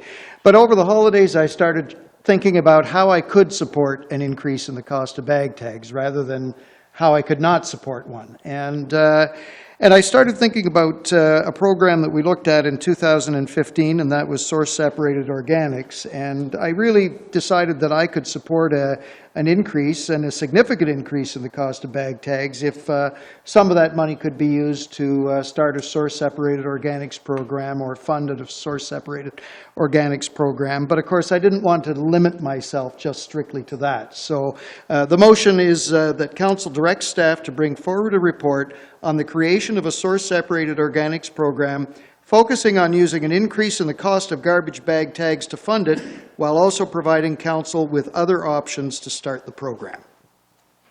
Thank you. Other discussion? Councillor Dodd. Thank you, Your Worship. I have to agree with Councillor Thomas. We also identified this early in 2019 when we were looking to see going down this route, looking at source-separated organics, hopefully with a partnership with some of our surrounding neighbors with the biodigester. When you think about what I'm just going to say it. I agree with source-separated organics. I think it's a program that yes, it's going to cost us money. It's going to reduce the garbage usage that people are currently paying. If you're currently getting rid of 1 bag of garbage, you should be able to go down to 3/4 of a bag of garbage. My wife and I are very strict on it. We have 2 garbage composters in our backyard and fill them completely, and we maybe have half a bag of garbage that goes out. I think it's a great thing that we should be looking into. I think it's a way where people are saying, well, if we do this and we're going to raise our bag tags, well, there's just going to be more garbage everywhere else. It's actually going to help reduce the level of garbage you will be putting out to the curb. You'll be putting it into a separate bin, but it's going to be different. And I think that's the thing. It's going to be a little bit different if we go down that route. But I think it's a service that, as a growing demographic of younger people, I will be openly admit, yes, it's something younger people want to do. So I congratulate Councillor Thomas for moving that recommendation. I would fully support looking at least a report in the future advising what kind of increase would be there and how that would come to play with getting a program like that started. I do want to remind people, I know I'm on a talking frenzy today, maybe it's the sugar. 40 grams of sugar in that baby. But I don't even know. Where was I going with that? I don't know where I was going with that. I'm gonna head buzz too, I think.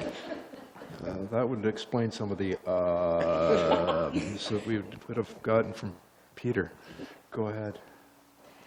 Through your worship, first of all, I want to say that I do support this motion that's been brought forward. I just have maybe some questions, or just as the staff work through this, I'll be looking for a response about, first of all, on a go-forward basis, when we say it's going to cost us more money, I need clarification on whether this will be, whether the principle is for a total user pay or whether it'll be a shared cost model between user and city.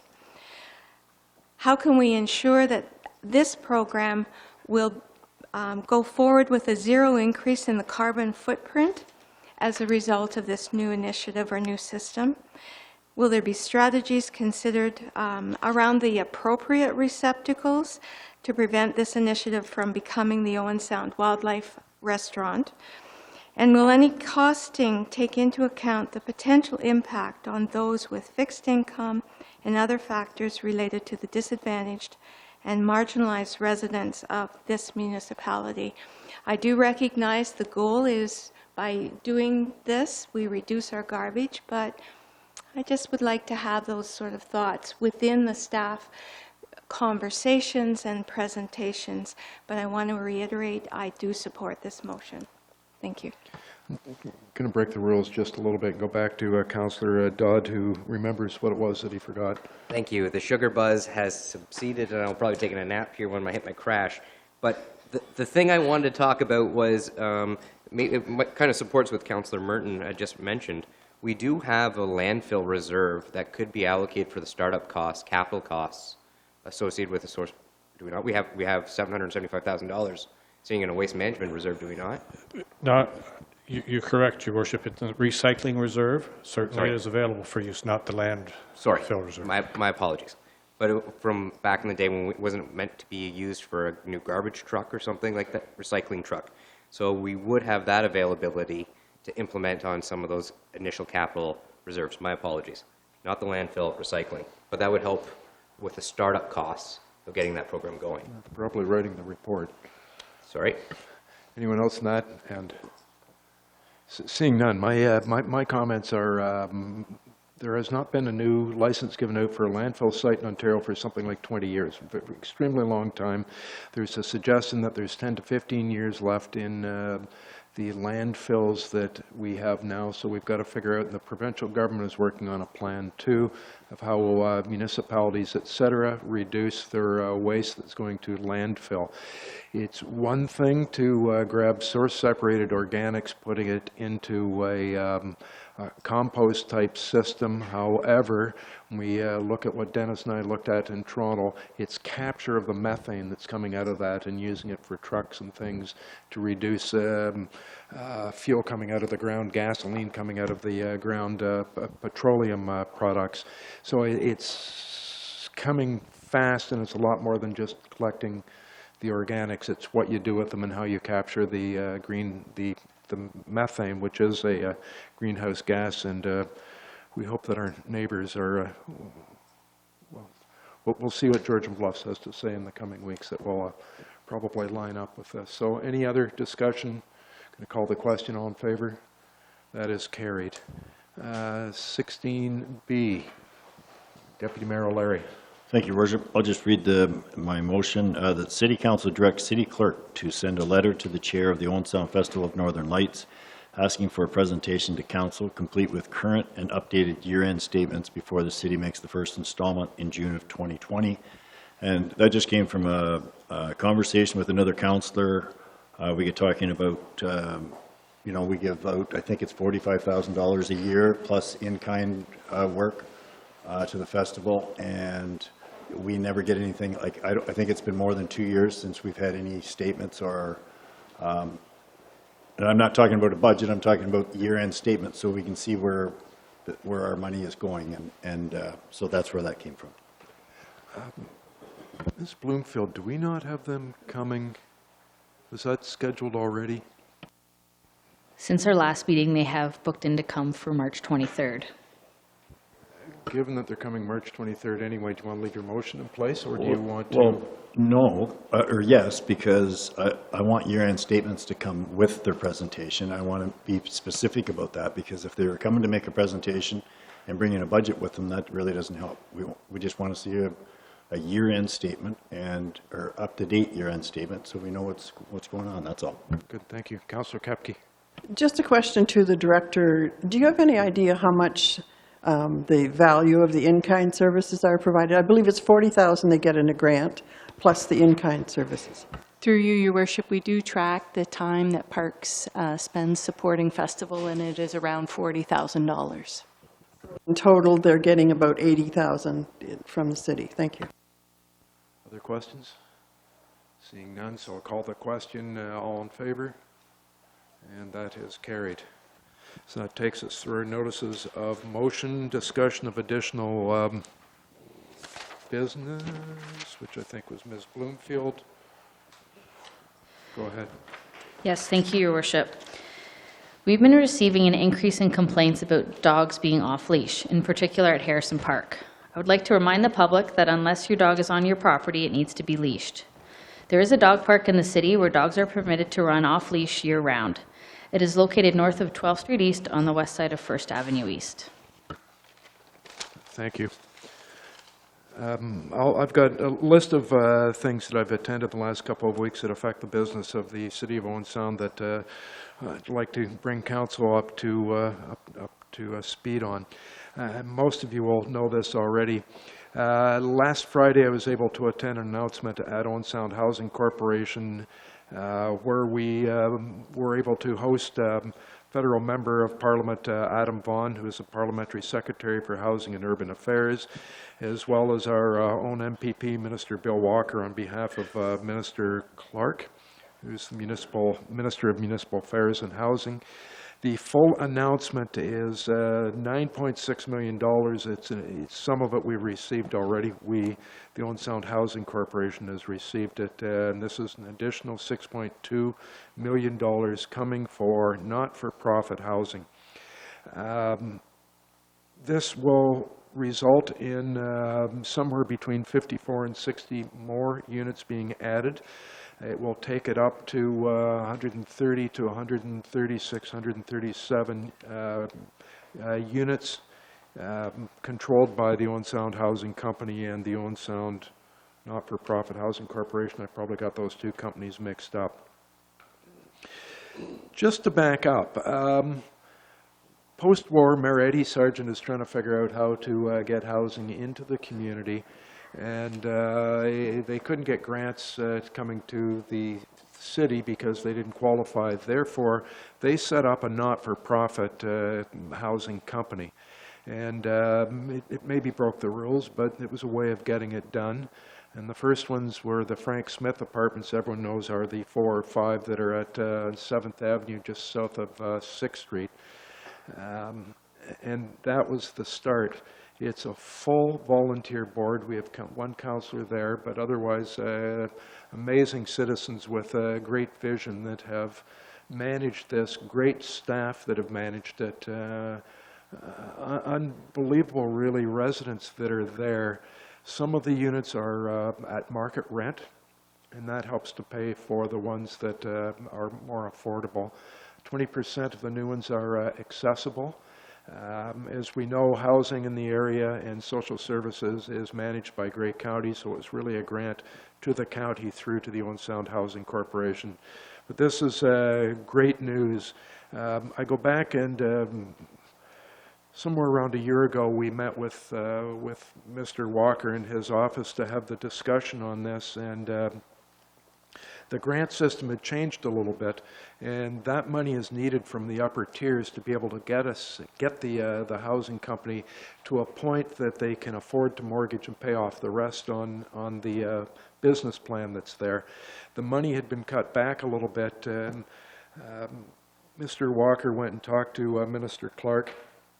Mr. Clark took a very personal interest in this, and they found money that had been set aside for other programs, other properties, et cetera, throughout Ontario that weren't going to be used, and found a way of pulling them back together to get them to us with the help of Mr. Vaughan from the federal government, the parliamentary secretary. So everything came together and it works perfectly, and it's big congratulations and thanks to everybody that's on the Housing Board, including Councillor Merton, and everyone that was involved to get that money and be able to allow us to continue to add housing. This will only put a small dent into the waiting list for housing in Grey County, but it's a first step, and without that kind of money, we wouldn't be making any steps. Second point, I attended in Toronto at Roma for Monday just to attend 2 delegations with Grey County and on behalf of the city. We met with Minister Romano, the Minister of Colleges and Universities, and that was to discuss the nursing program and expanding on it if we can here in Georgian College, and taking into account the Sydenham campus that the county has invested in. Our second appointment was with the representative from Strathroy, Minister McNaughton, Minister of Labour and Training and Skills Development, just to discuss the Sydenham Skills Training and Innovation Hub and what programs might be available to that would help us get that going. So Deputy Mayor O'Leary attended, and several other councillors from across Grey. It was, I think, fairly well received, and we'll wait and see where it goes from there. But it was nice to be received and heard. Saturday morning, I attended the 57th Scout Winter Campout to Harrison Park. Unfortunately, it was raining this year. Last year it was really cold, and Scouts come from this year all over Ontario. We didn't have any from the States. They come up every second year now, and the kids were pretty keen and going to have a great time. 57 years in Harrison Park. I went and attended the ribbon cutting of Booster Juice, which is up in the one of the new buildings in front of Zares. The place was packed when I was there. Yesterday was a really fun day. The Active Lifestyles Senior Center hosted Robbie Burns celebration, put together by Sheila Milne, who we all know has really maintained the Scottish culture in Owen Sound and Canada with all of her world champion Highland dancers. In fact, Daniel Carr was there dancing, who's a former world champion, and pretty amazing. And then the young kids that are coming are pretty impressive. So great day. Should try and plan for it next year. It'll be the Sunday right around January 25th. Also attended the 100th birthday, and happy birthday to Marjorie Teskey, 100 years old. Very impressive, very sharp. It was wonderful. And I remind everyone that coming up a week from tonight, Councillor Lemon's visitation will be Monday, February 3rd from 6 till 9, and then the service will be Tuesday, February 4th, 11 a.m. at St. George's Anglican Church. So that covers off my list. So next is motion that the Committee of the Whole rise and report. Moved by myself that the Committee of the Whole rise and report. All in favor? And that is carried. Motion to adopt proceedings. Moved by myself, seconded by Councillor Hamley, that the action taken in Committee of the Whole considering public meetings, deputations and presentations, public question period, matters arising out of correspondence, reports of city staff, consent agenda, committee minutes, matters postponed, motions for which notice was previously given, and additional business be confirmed by this council. Great, thank you. All in favor? That is carried. Notices of motion. Councillor Kepke. Thank you, Your Worship. I hereby give notice that I will move or cause to be moved a motion at the next regular council meeting that City Council delay item 2 of resolution number R200113-006 respecting the hiring of a climate change adaptation and mitigation coordinator for the City of Owen Sound, pending a better understanding of this full-time position as it relates to the strategic goals set by the city under the Pillar of Environment and further investigation of potential shared services with surrounding municipalities and other alternatives. Okay, thank you. Also, anyone else? Any other notices? Seeing none. Hold on just for a second, John. Bylaws. Through your worship, the bylaws listed for approval on tonight's agenda include the confirmatory bylaw, a bylaw to appoint or amend terms of office for members and established boards and committees, a bylaw to adopt policy number FS21, run water advisory billing policy, and a bylaw to execute a facade and structural improvement agreement with JJS Properties, Inc. for property at 253 8th Street East. Good, thank you. Go ahead. Moved by myself, seconded by Councillor Hamley, that bylaw numbers 2020-009, 2020-010, 2020-011, and 2020-012 be passed and enacted. Okay, all in favor? And that is carried, so that completes our business for tonight. It is 9:19. Thanks, everybody. Good night.